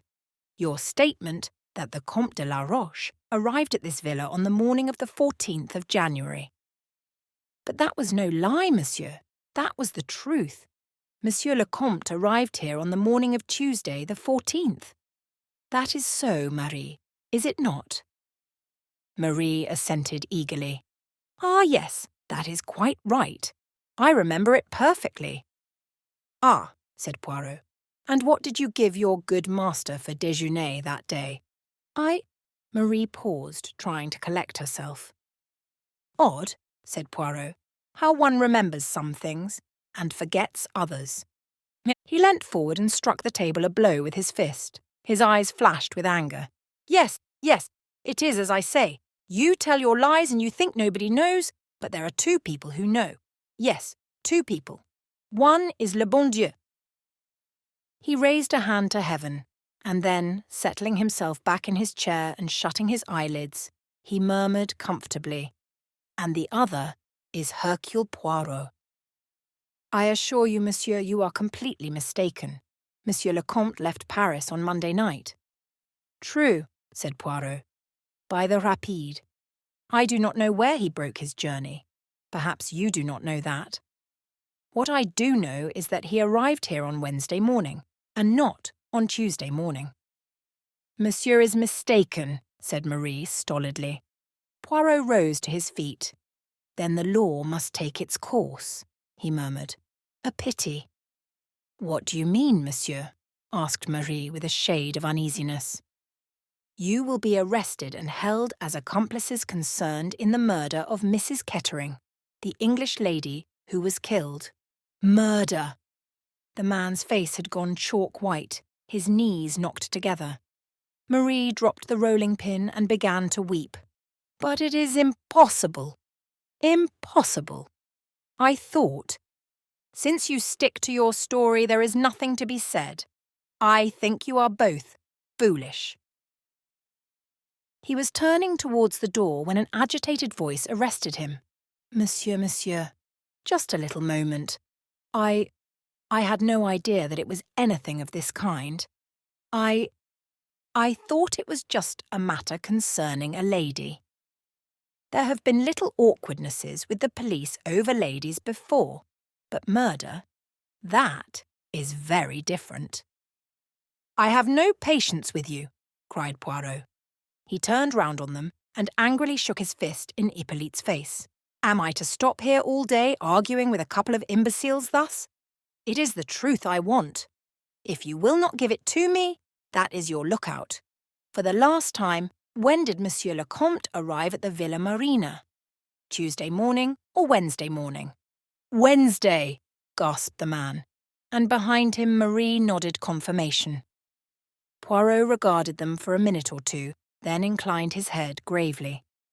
"You are wise, my children," he said quietly.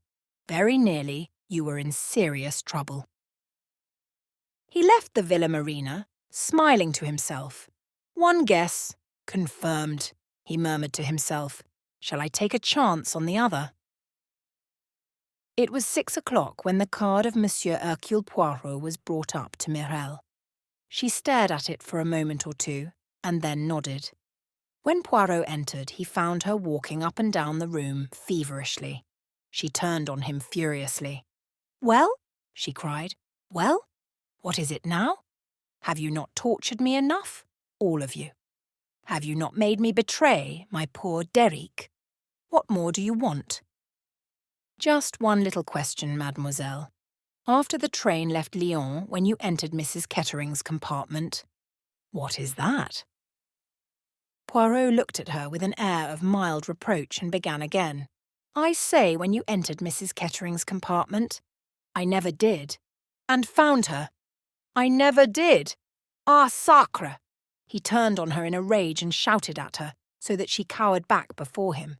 "Will you lie to me? I tell you I know what happened as well as though I had been there. You went into her compartment, and you found her dead. I tell you I know it. To lie to me is dangerous. Be careful, Mademoiselle Morel." Her eyes wavered beneath his gaze and fell. I didn't," she began uncertainly, and stopped. "There is only one thing about which I wonder," said Poirot.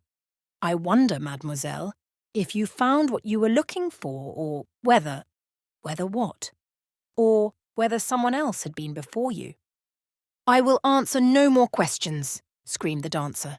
She tore herself away from Poirot's restraining hand, and flinging herself down on the floor in a frenzy, she screamed and sobbed. A frightened maid came rushing in. Hercule Poirot shrugged his shoulders, raised his eyebrows, and quietly left the room, but he seemed satisfied. Chapter 30. Miss Viner gives judgment. Catherine looked out of Miss Viner's bedroom window. It was raining, not violently, but with a quiet, well-bred persistence. The window looked out on a strip of front garden with a path down to the gate and neat little flower beds on either side, where later roses and pinks and blue hyacinths would bloom. Miss Viner was lying in a large Victorian bedstead. A tray with the remains of breakfast had been pushed to one side, and she was busy opening her correspondence and making various caustic comments upon it. Catherine had an open letter in her hand and was reading it through for the second time. It was dated from the Ritz Hotel, Paris.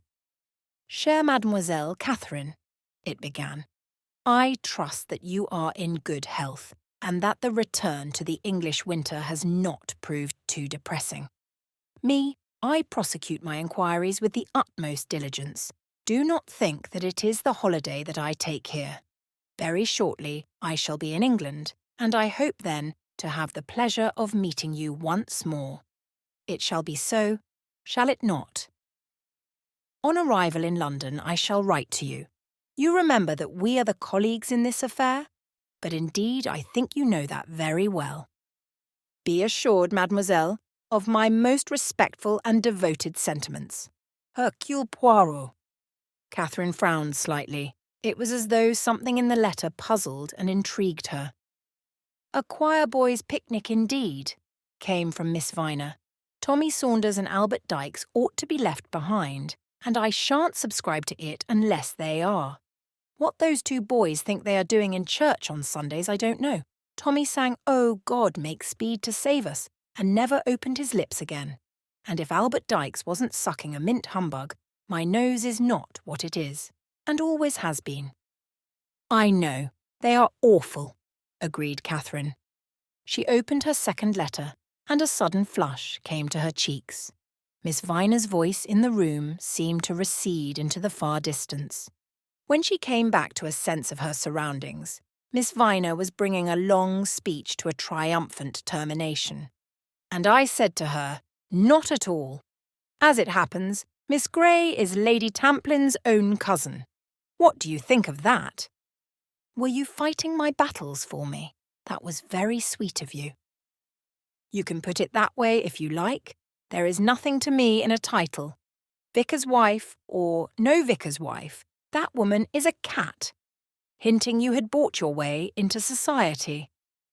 Perhaps she was not so very far wrong. And look at you," continued Miss Viner. "Have you come back a stuck-up fine lady as well you might have done? No, there you are, as sensible as ever you were, with a pair of good Balbriggan stockings on and sensible shoes. I spoke to Ellen about it only yesterday. Ellen, I said, you look at Miss Grey. She has been hobnobbing with some of the greatest in the land, and does she go about as you do with skirts up to her knees and silk stockings that ladder when you look at them, and the most ridiculous shoes that ever I set eyes on? Catherine smiled a little to herself. It had apparently been worthwhile to conform to Miss Viner's prejudices. The old lady went on with increasing gusto. It has been a great relief to me that you have not had your head turned. Only the other day, I was looking for my cuttings. I have several about Lady Tamplin and her war hospital and what not, but I cannot lay my hand upon them. I wish you would look, my dear. Your eyesight is better than mine.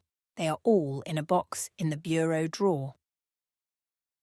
Catherine glanced down at the letter in her hand and was about to speak, but checked herself, and going over to the bureau, found the box of cuttings and began to look over them. Since her return to St. Mary Mead, her heart had gone out to Miss Viner in admiration of the old woman's stoicism and pluck. She felt that there was little she could do for her old friend, but she knew from experience how much those seemingly small trifles meant to old people. Here is one, she said presently. Viscountess Tamplin, who is running her villa at Nice as an officers' hospital, has just been the victim of a sensational robbery, her jewels having been stolen. Amongst them were some very famous emeralds, heirlooms of the Tamplin family. Probably paste, said Miss Viner. A lot of these society women's jewels are. Here is another, said Catherine. A picture of her, a charming camera study of Viscountess Tamplin with her little daughter, Lennox. Let me look, said Miss Viner. You can't see much of the child's face, can you? But I dare say that is just as well.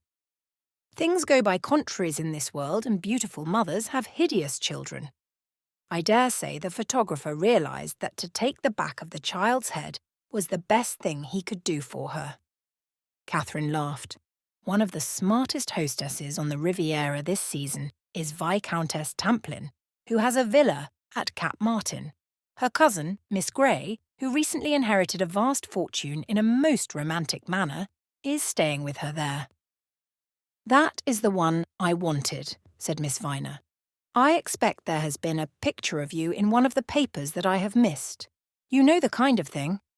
Mrs. Somebody or other Jones-Williams, at the something or other point to point, usually carrying a shooting stick and having one foot lifted up in the air.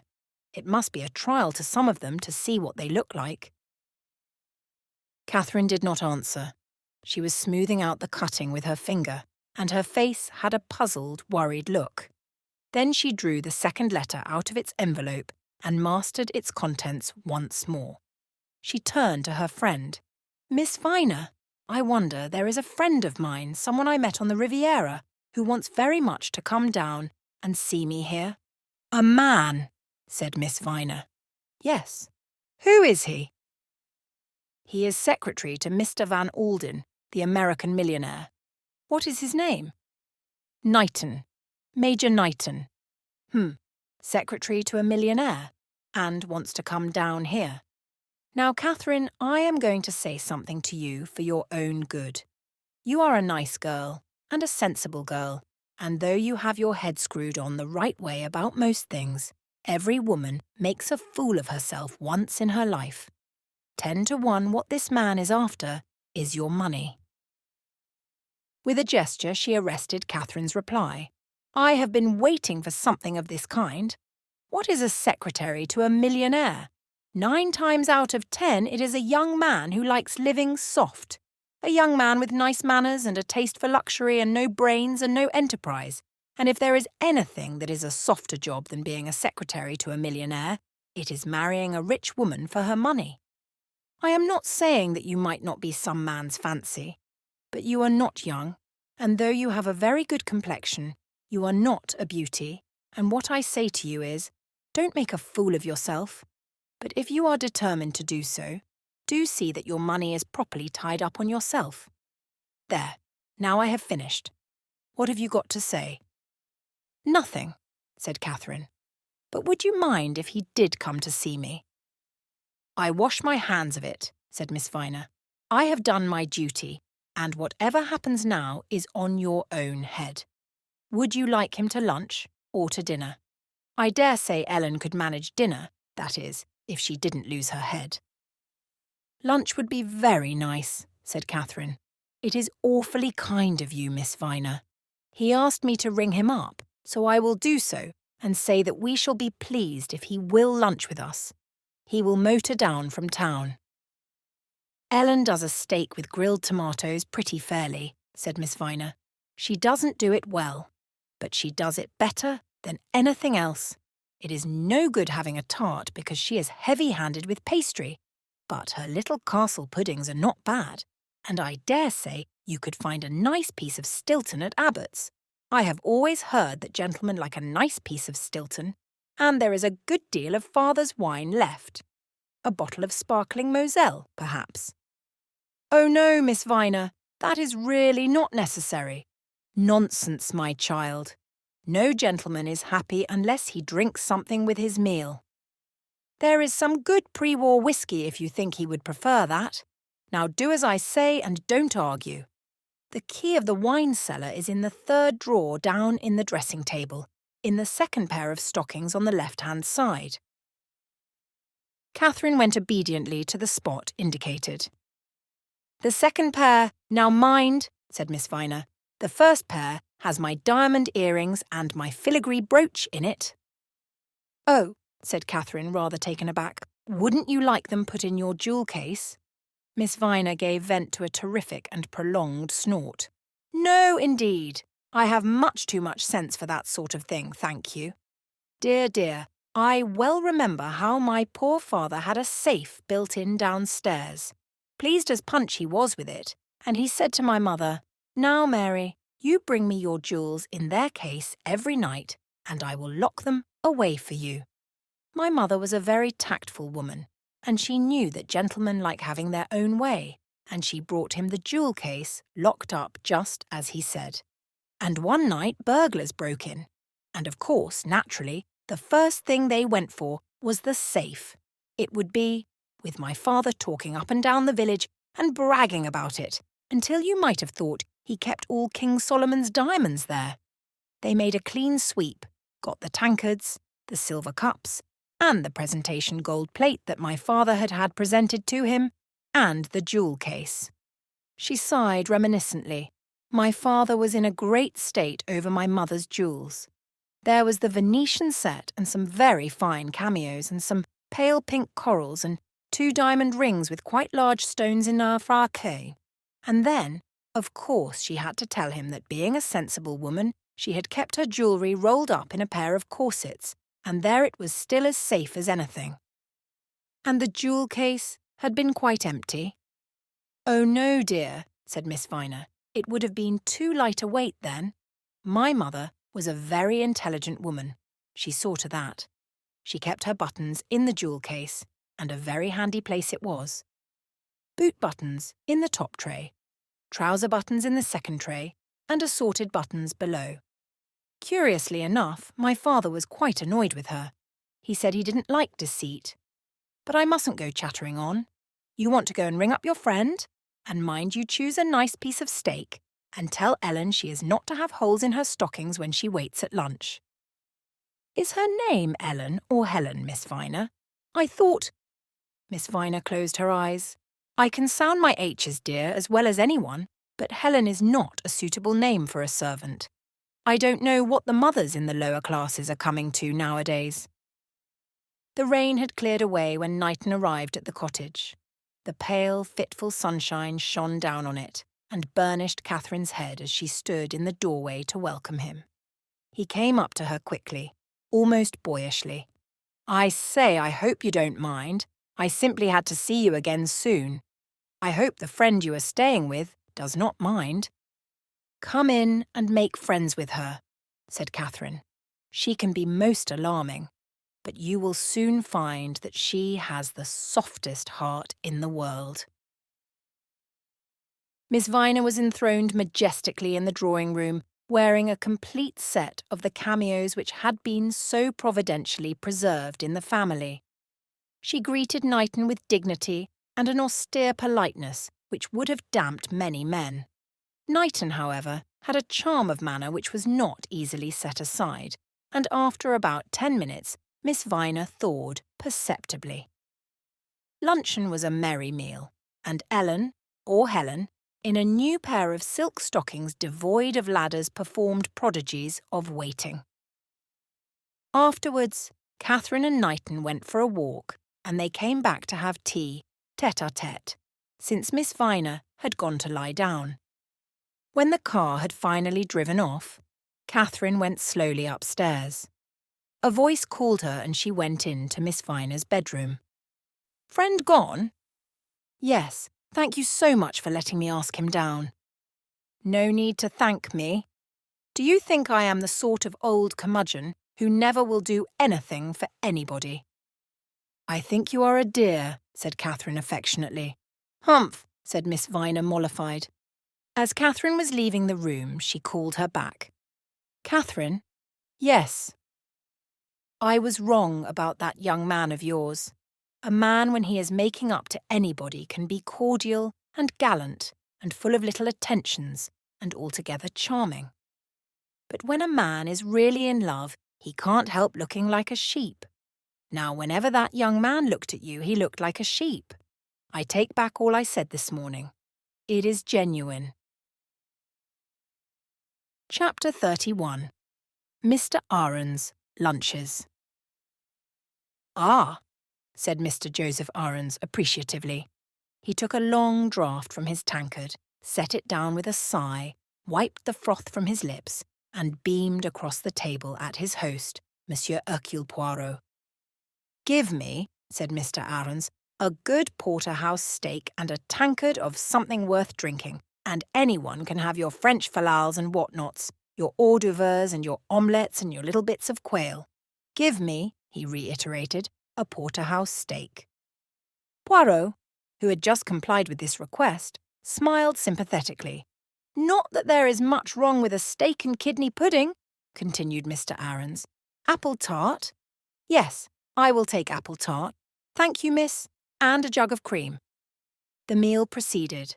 Finally, with a long sigh, Mr. Ahrens laid down his spoon and fork, preparatory to toying with some cheese before turning his mind to other matters. "There was a little matter of business, I think you said, Monsieur Poirot," he remarked. "Anything I can do to help you, I am sure I shall be most happy." "That is very kind of you," said Poirot. "I said to myself, if you want to know anything about the dramatic profession, there is one person who knows all that is to be known. And that is my old friend, Mr. Joseph Ahrens." "And you don't say far wrong," said Mr. Ahrens complacently. "Whether it is past, present, or future, Joe Ahrens is the man to come to." "Precisement. Now I want to ask you, Monsieur Ahrens, what you know about a young woman called Kidd." "Kidd? Kitty Kidd. Kitty Kidd. Pretty smart she was. Male impersonator, song and a dance. That one." "That is the one." "Very smart she was. Made a good income. Never out of an engagement. Male impersonation mostly, but as a matter of fact, you could not touch her as a character actress." "So I have heard," said Poirot. "But she has not been appearing lately, has she?" "No. Dropped right out of things. Went over to France and took up with some swell nobleman there. She quitted the stage then for good and all, I guess." "How long ago was that?" "Let me see. 3 years ago, and she has been a loss, let me tell you that. She was clever. Clever as a cartload of monkeys." "You don't know the name of the man she became friends with in Paris?" "He was a swell, I know that." "A count? Or was it a marquis? Now I come to think of it, I believe it was a marquis." "And you know nothing about her since?" "Nothing. Never even run across her accidentally like. I bet she is tooling it round some of these foreign resorts. Being a marquise to the life, you couldn't put one over on Kitty. She would give as good as she got any day." I see, said Poirot thoughtfully. I am sorry I can't tell you more, Monsieur Poirot, said the other. I would like to be of use to you if I could. You did me a good turn once. Ah, but we are quits on that. You too did me a good turn. One good turn deserves another. Ha ha, said Mr. Aarons. Your profession must be a very interesting one, said Poirot. So, said Mr. Aarons noncommittally. Taking the rough with the smooth, it is all right. I don't do so badly at it, all things considered, but you have to keep your eyes skinned. Never know what the public will jump for next. Dancing has come very much to the fore in the last few years, murmured Poirot reflectively. I never saw anything in this Russian ballet but people like it. Too highbrow for me. I met one dancer out on the Riviera, Mademoiselle Mirel. Mirel? She is hot stuff by all accounts.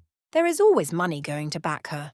Though, so far as that goes, the girl can dance. I have seen her, and I know what I am talking about. I never had much to do with her myself, but I hear she is a terror to deal with. Tempers and tantrums all the time. Yes, said Poirot thoughtfully. Yes, so I should imagine. Temperament, said Mr. Aarons. Temperament. That is what they call it themselves. My missus was a dancer before she married me, but I am thankful to say she never had any temperament. You don't want temperament in the home, Monsieur Poirot. I agree with you, my friend. It is out of place there. A woman should be calm and sympathetic, and a good cook, said Mr. Aarons. Mirel has not been long before the public, has she? Asked Poirot. About 2.5 years, that is all, said Mr. Aarons. Some French duke started her. I hear now that she has taken up with the ex-Prime Minister of Greece. These are the chaps who manage to put money away quietly. That is news to me, said Poirot. Oh, she's not one to let the grass grow under her feet. They say that young Kettering murdered his wife on her account. I don't know, I am sure. Anyway, he is in prison and she had to look round for herself. And pretty smart she has been about it. They say she is wearing a ruby the size of a pigeon's egg. Not that I have ever seen a pigeon's egg myself, but that is what they always call it in works of fiction. A ruby the size of a pigeon's egg, said Poirot. His eyes were green and cat-like. How interesting. I had it from a friend of mine, said Mr. Aarons. But, for all I know, it may be coloured glass. They are all the same, these women.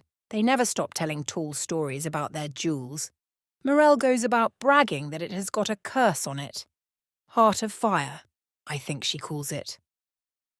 But if I remember rightly, said Poirot, the ruby that is named Heart of Fire is the centre stone in a necklace.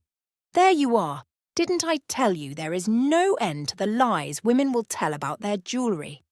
This is a single stone, hung on a platinum chain round her neck. But, as I said before, 10 to 1, it is a bit of coloured glass. No, said Poirot gently. No, somehow I do not think it is coloured glass. Chapter 32. Catherine and Poirot compare notes.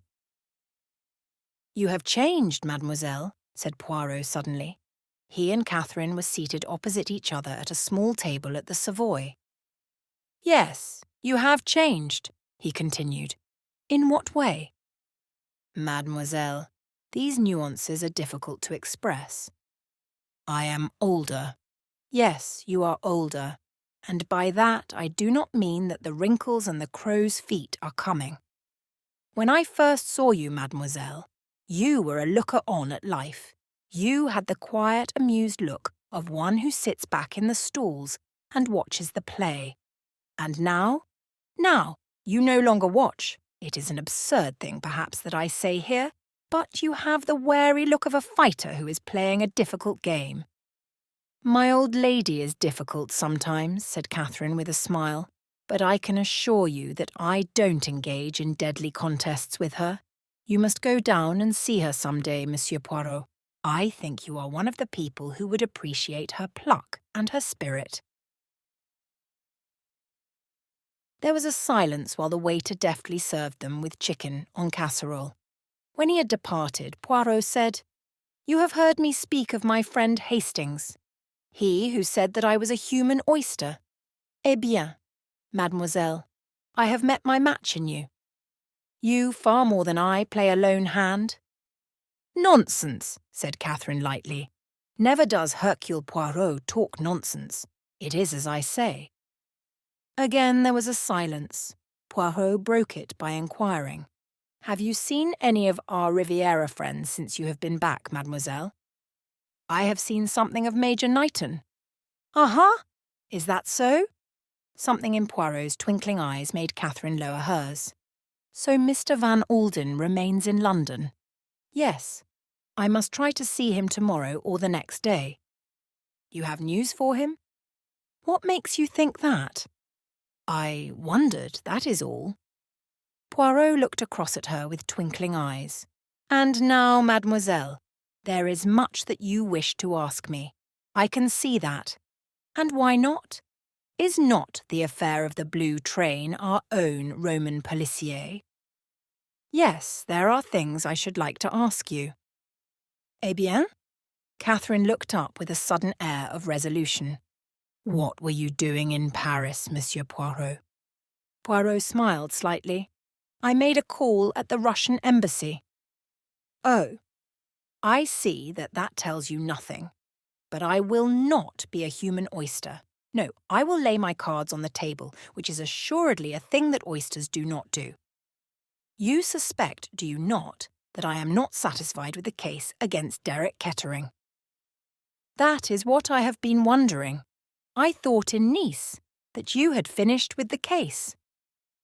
"You do not say all that you mean, mademoiselle, but I admit everything.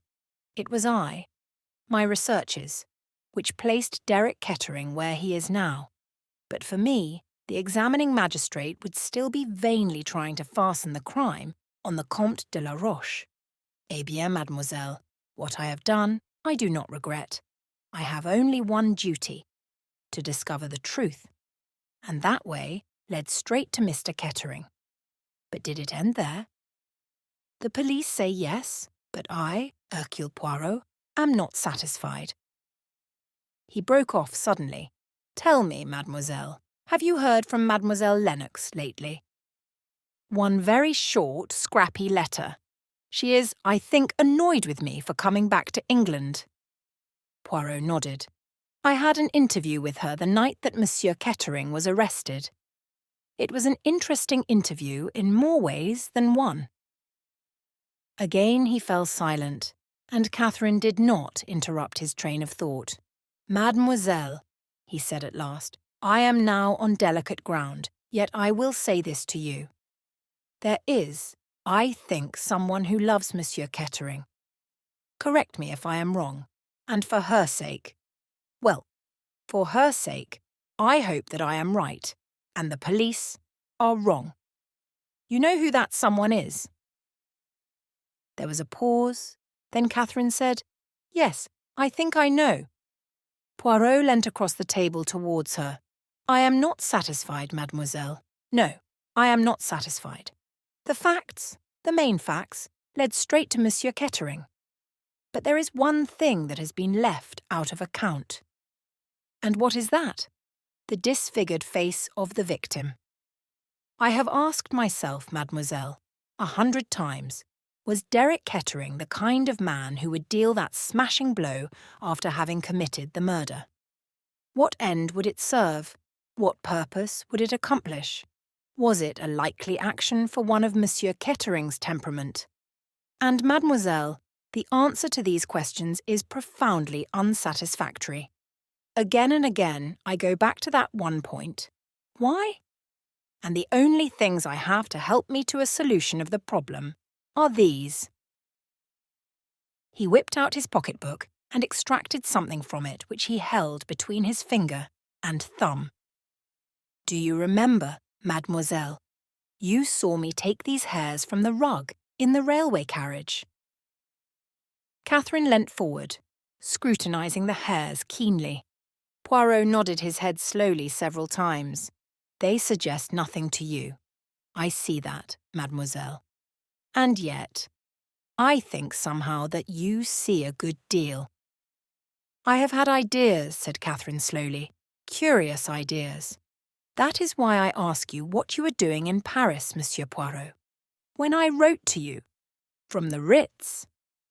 A curious smile came over Poirot's face. Yes, as you say, from the Ritz. I am a luxurious person sometimes when a millionaire pays.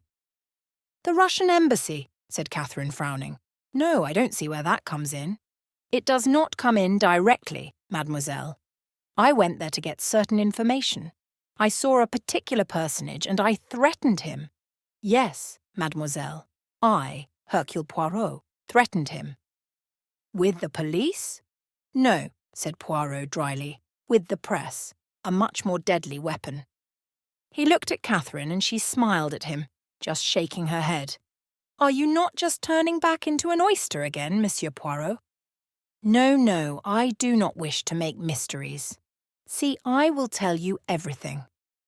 I suspect this man of being the active party in the sale of the jewels of Monsieur Van Alden. I tax him with it, and in the end, I get the whole story out of him. I learn where the jewels were handed over, and I learn, too, of the man who paced up and down outside in the street. A man with a venerable head of white hair, but who walked with the light, springy step of a young man, and I give that man a name in my own mind, the name of Monsieur le Marquis. And now you have come to London to see Mr. Van Alden. Not entirely for that reason. I had other work to do. Since I have been in London, I have seen two more people, a theatrical agent and a Harley Street doctor. From each of them, I have got certain information. Put these things together, mademoiselle, and see if you can make of them the same as I do. I? Yes, you. I will tell you one thing, mademoiselle. There has been a doubt all along in my mind as to whether the robbery and the murder were done by the same person. For a long time I was not sure. And now? And now I know. There was a silence. Then Catherine lifted her head. Her eyes were shining. I am not clever like you, Monsieur Poirot. Half the things that you have been telling me don't seem to me to point anywhere at all. The ideas that came to me came from such an entirely different angle. Ah, but that is always so, said Poirot quietly. A mirror shows the truth, but everyone stands in a different place for looking into the mirror. My ideas may be absurd, they may be entirely different from yours, but… Yes? Tell me, does this help you at all? He took a newspaper cutting from her outstretched hand. He read it and, looking up, he nodded gravely. As I told you, mademoiselle, one stands at a different angle for looking into the mirror, but it is the same mirror and the same things are reflected there. Catherine got up. I must rush, she said. I have only just time to catch my train. Monsieur Poirot. Yes, mademoiselle. It mustn't be much longer, you understand. I can't go on much longer. There was a break in her voice. He patted her hand reassuringly. Courage, mademoiselle. You must not fail now. The end is very near. Chapter 33. A New Theory. Monsieur Poirot wants to see you, sir. Damn the fellow, said Van Alden. Knighton remained sympathetically silent. Van Alden got up from his chair and paced up and down. I suppose you have seen the cursed newspapers this morning. I have glanced at them, sir. Still at it hammer and tongs? I'm afraid so, sir. The millionaire sat down again and pressed his hand to his forehead. If I had had an idea of this, he groaned, I wish to God I had never got that little Belgian to ferret out the truth. Find Ruth's murderer. That was all I thought about. You wouldn't have liked your son-in-law to go scot-free? Van Alden sighed. I would have preferred to take the law into my own hands. I don't think that would have been a very wise proceeding, sir. All the same, are you sure the fellow wants to see me? Yes, Mr. Van Alden. He is very urgent about it." "Then I suppose he will have to. He can come along this morning if he likes." It was a very fresh and debonair Poirot who was ushered in. He did not seem to see any lack of cordiality in the millionaire's manner, and chatted pleasantly about various trifles. He was in London, he explained, to see his doctor. He mentioned the name of an eminent surgeon. "No, pas la guerre. A memory of my days in the police force. A bullet of a rascally Apache." He touched his left shoulder and winced realistically. "I always consider you a lucky man, Monsieur Van Alden. You are not like our popular idea of American millionaires, martyrs to the dyspepsia." "I am pretty tough," said Van Alden. "I lead a very simple life, you know. Plain fare, and not too much of it." "You have seen something of Miss Grey, have you not?" inquired Poirot, innocently turning to the secretary. Yes, once or twice," said Knighton. He blushed slightly, and Van Alden exclaimed in surprise, "Funny you never mentioned to me that you had seen her, Knighton." "I didn't think you would be interested, sir." "I like that girl very much," said Van Alden. "It is 1,000 pities that she should have buried herself once more in St. Mary Mead," said Poirot. "It is very fine of her," said Knighton hotly. "There are very few people who would bury themselves down there to look after a cantankerous old woman who has no earthly claim on her." "I am silent," said Poirot, his eyes twinkling a little. "But all the same I say it is a pity. And now, messieurs, let us come to business." Both the other men looked at him in some surprise. "You must not be shocked or alarmed at what I am about to say. Supposing, Monsieur Van Alden, that, after all, Monsieur Derek Kettering did not murder his wife." "What?" Both men stared at him in blank surprise. "Supposing I say that Monsieur Kettering did not murder his wife." "Are you mad, Monsieur Poirot?" It was Van Alden who spoke. "No," said Poirot, "I am not mad. I am eccentric, perhaps. At least certain people say so. But as regards my profession, I am very much, as one says, all there. I ask you, Monsieur Van Alden, whether you would be glad or sorry if what I tell you should be the case." Van Alden stared at him. "Naturally I should be glad," he said at last. "Is this an exercise in suppositions, Monsieur Poirot, or are there any facts behind it?" Poirot looked at the ceiling. "There is an off chance," he said quietly, "that it might be the Comte de la Roche, after all. At least I have succeeded in upsetting his alibi." "How did you manage that?" Poirot shrugged his shoulders modestly. "I have my own methods. The exercise of a little tact, a little cleverness, and the thing is done." "But the rubies," said Van Alden, "these rubies that the Count had in his possession were false." "And clearly he would not have committed the crime except for the rubies. But you are overlooking one point, Monsieur Van Alden. Where the rubies were concerned, someone might have been before him." "But this is an entirely new theory," cried Knighton. "Do you really believe all this rigmarole, Monsieur Poirot?" demanded the millionaire. "The thing is not proved," said Poirot quietly.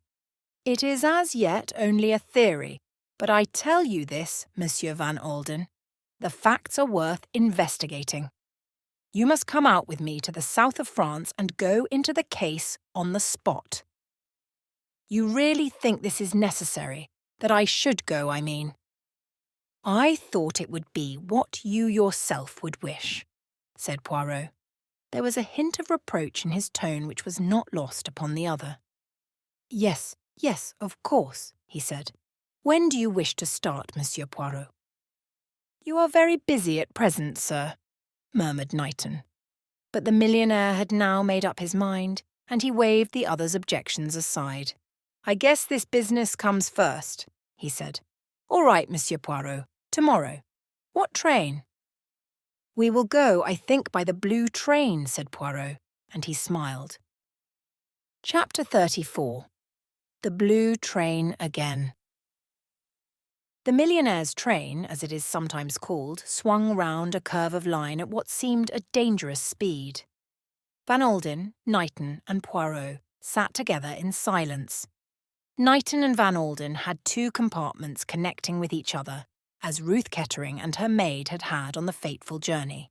Poirot's own compartment was further along the coach. The journey was a painful one for Van Alden, recalling as it did the most agonising memories. Poirot and Knighton conversed occasionally in low tones without disturbing him. When, however, the train had completed its slow journey round the Ceinture and reached the Gare de Lyon, Poirot became suddenly galvanised into activity. Van Alden realised that part of his object in travelling by the train had been to attempt to reconstruct the crime. Poirot himself acted every part. He was in turn the maid, hurriedly shut into her own compartment, Mrs. Kettering, recognising her husband with surprise and a trace of anxiety, and Derek Kettering discovering that his wife was travelling on the train. He tested various possibilities, such as the best way for a person to conceal himself in the second compartment. Then suddenly an idea seemed to strike him. He clutched at Van Alden's arm. "Mon Dieu, but that is something I have not thought of. We must break our journey in Paris. Quick, quick, let us alight at once." Seizing suitcases, he hurried from the train. Van Alden and Knighton, bewildered but obedient, followed him. Van Alden, having once formed his opinion of Poirot's ability, was slow to part from it. At the barrier they were held up. Their tickets were in charge of the conductor of the train, a fact which all 3 of them had forgotten. Poirot's explanations were rapid, fluent, and impassioned, but they produced no effect upon the stolid-faced official. "Let us get quit of this," said Van Alden abruptly. "I gather you are in a hurry, Monsieur Poirot. For God's sake, pay the fares from Calais, and let us get right on with whatever you have got in your mind." But Poirot's flood of language had suddenly stopped dead, and he had the appearance of a man turned to stone. His arm, still outflung in an impassioned gesture, remained there, as though stricken with paralysis. "I have been an imbecile," he said simply. "Ma foi, I lose my head nowadays. Let us return and continue our journey quietly. With reasonable luck, the train will not have gone." They were only just in time, the train moving off as Knighton, the last of the 3, swung himself and his suitcase on board. The conductor remonstrated with them feelingly and assisted them to carry their luggage back to their compartments. Van Alden said nothing, but he was clearly disgusted at Poirot's extraordinary conduct. Alone with Knighton for a moment or 2, he remarked, "This is a wild-goose chase. The man has lost his grip on things. He has got brains up to a point, but any man who loses his head and scuttles round like a frightened rabbit is no earthly darned good." Poirot came to them in a moment or 2, full of abject apologies and clearly so crestfallen that harsh words would have been superfluous. Van Alden received his apologies gravely, but managed to restrain himself from making acid comments. They had dinner on the train, and afterwards, somewhat to the surprise of the other 2, Poirot suggested that they should all 3 set up in Van Alden's compartment. The millionaire looked at him curiously. "Is there anything that you are keeping back from us, Monsieur Poirot?" "I?" Poirot opened his eyes in innocent surprise. But what an idea! Van Alden did not answer, but he was not satisfied. The conductor was told that he need not make up the beds. Any surprise he might have felt was obliterated by the largeness of the tip which Van Alden handed to him. The 3 men sat in silence. Poirot fidgeted and seemed restless. Presently he turned to the secretary. "Major Knighton, is the door of your compartment bolted? The door into the corridor, I mean." "Yes, I bolted it myself just now." "Are you sure?" said Poirot. "I will go and make sure, if you like," said Knighton, smiling. "No, no, do not derange yourself. I will see for myself." He passed through the connecting door and returned in a second or 2, nodding his head. "Yes, yes, it is as you said. You must pardon an old man's fussy ways." He closed the connecting door and resumed his place in the right-hand corner. The hours passed. The three men dozed fitfully, waking with uncomfortable starts.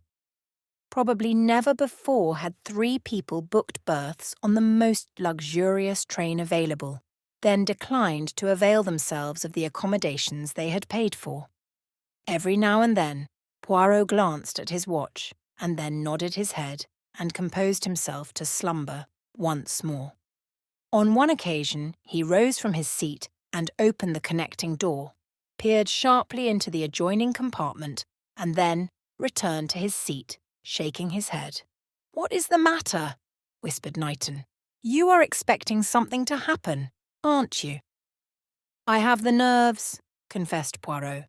"I am like the cat upon the hot tiles. Every little noise it makes me jump." Knighton yawned. "Of all the darned uncomfortable journeys," he murmured, "I suppose you know what you are playing at, Monsieur Poirot." He composed himself to sleep as best he could. Both he and Van Alden had succumbed to slumber, when Poirot, glancing for the 14th time at his watch, leant across and tapped the millionaire on the shoulder. "Eh? What is it?" "In 5 or 10 minutes, monsieur. We shall arrive at Lyons." "My God!" Van Alden's face looked white and haggard in the dim light. "Then it must have been about this time that poor Ruth was killed." He sat staring straight in front of him. His lips twitched a little, his mind reverting back to the terrible tragedy that had saddened his life. There was the usual long, screaming sigh of the brake, and the train slackened speed and drew into Lyons. Van Alden let down the window and leant out. "If it wasn't Derek, if your new theory is correct, it is here that the man left the train?" he asked over his shoulder. Rather to his surprise, Poirot shook his head. "No," he said thoughtfully, "no man left the train. But I think— yes, I think a woman may have done so." Knighton gave a gasp. "A woman?" demanded Van Alden sharply. "Yes, a woman," said Poirot, nodding his head.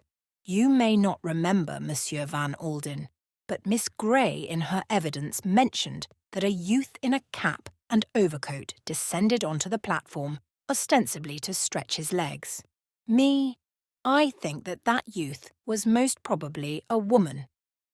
"But who was she?" Van Alden's face expressed incredulity, but Poirot replied seriously and categorically. "Her name, or the name under which she was known for many years, is Kitty Kidd. But you, Monsieur Van Alden, knew her by another name, that of Ada Mason." Knighton sprang to his feet. "What?" he cried. Poirot swung round to him. "Ah, before I forget it." He whipped something from a pocket and held it out. "Permit me to offer you a cigarette, out of your own cigarette case.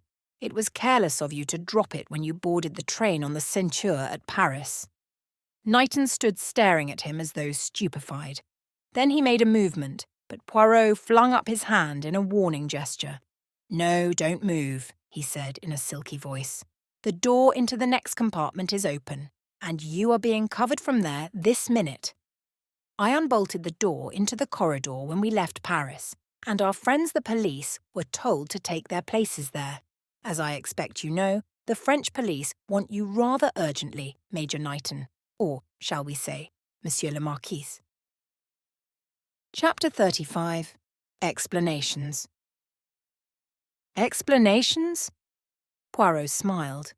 He was sitting opposite the millionaire at a luncheon table in the latter's private suite at the Negresco.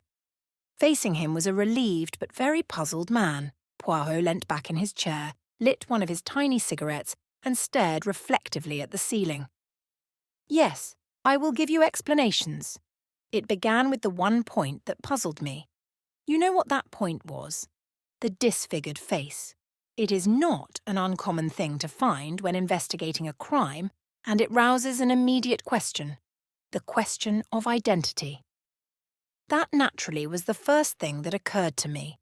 Was the dead woman really Mrs. Kettering? But that line led me nowhere, for Miss Grey's evidence was positive and very reliable, so I put that idea aside. The dead woman was Ruth Kettering. When did you first begin to suspect the maid? Not for some time, but one peculiar little point drew my attention to her. The cigarette case found in the railway carriage and which she told us was one which Mrs. Kettering had given to her husband. Now that was, on the face of it, most improbable, seeing the terms that they were on. It awakened a doubt in my mind as to the general veracity of Ada Mason's statements. There was the rather suspicious fact to be taken into consideration that she had only been with her mistress for 2 months. Certainly, it did not seem as if she could have had anything to do with the crime, since she had been left behind in Paris, and Mrs. Kettering had been seen alive by several people afterwards, but… Poirot leant forward. He raised an emphatic forefinger and wagged it with intense emphasis at Van Alden. But I am a good detective, I suspect. There is nobody and nothing that I do not suspect. I believe nothing that I am told. I say to myself, how do we know that Ada Mason was left behind in Paris? And at first, the answer to that question seemed completely satisfactory. There was the evidence of your secretary, Major Knighton, a complete outsider whose testimony might be supposed to be entirely impartial, and there was the dead woman's own words to the conductor on the train. But I put the latter point aside for the moment because a very curious idea, an idea perhaps fantastic and impossible, was growing up in my mind. If by any outside chance it happened to be true, that particular piece of testimony was worthless. I concentrated on the chief stumbling block to my theory, Major Knighton's statement that he saw Ada Mason at the Ritz after the blue train had left Paris. That seemed conclusive enough, but yet, on examining the facts carefully, I noted 2 things. First, that by a curious coincidence, he too had been exactly 2 months in your service. Secondly, his initial letter was the same. K. Supposing, just supposing, that it was his cigarette case which had been found in the carriage. Then, if Ada Mason and he were working together and she recognised it when we showed it to her, would she not act precisely as she had done? At first, taken aback, she quickly evolved a plausible theory that would agree with Mr. Kettering's guilt. Bien entendu. That was not the original idea. The Comte de la Roche was to be the scapegoat, though Ada Mason would not make her recognition of him too certain, in case he should be able to prove an alibi. Now, if you will cast your mind back to that time, you will remember a significant thing that happened. I suggested to Ada Mason that the man she had seen was not the Comte de la Roche, but Derek Kettering. She seemed uncertain at the time, but after I had got back to my hotel, you rang me up and told me that she had come to you and said that, on thinking it over, she was now quite convinced that the man in question was Mr. Kettering. I had been expecting something of the kind. There could be but one explanation of this sudden certainty on her part. After my leaving your hotel, she had had time to consult with somebody, and had received instructions which she acted upon. Who had given her these instructions? Major Knighton. And there was another very small point which might mean nothing, or might mean a great deal. In casual conversation, Knighton had talked of a jewel robbery in Yorkshire, in a house where he was staying. Perhaps a mere coincidence, perhaps another small link in the chain. But there is one thing I do not understand, Monsieur Poirot. I guess I must be dense, or I would have seen it before now. Who was the man in the train at Paris? Derek Kettering, or the Comte de la Roche?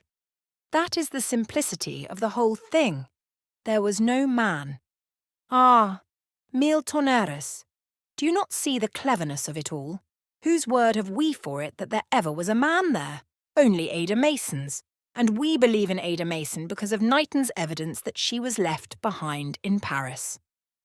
But Ruth herself told the conductor that she had left her maid behind there, demurred Van Alden. Ah, I am coming to that.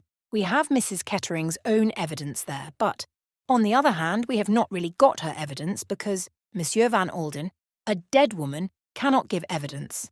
It is not her evidence, but the evidence of the conductor of the train. A very different affair altogether.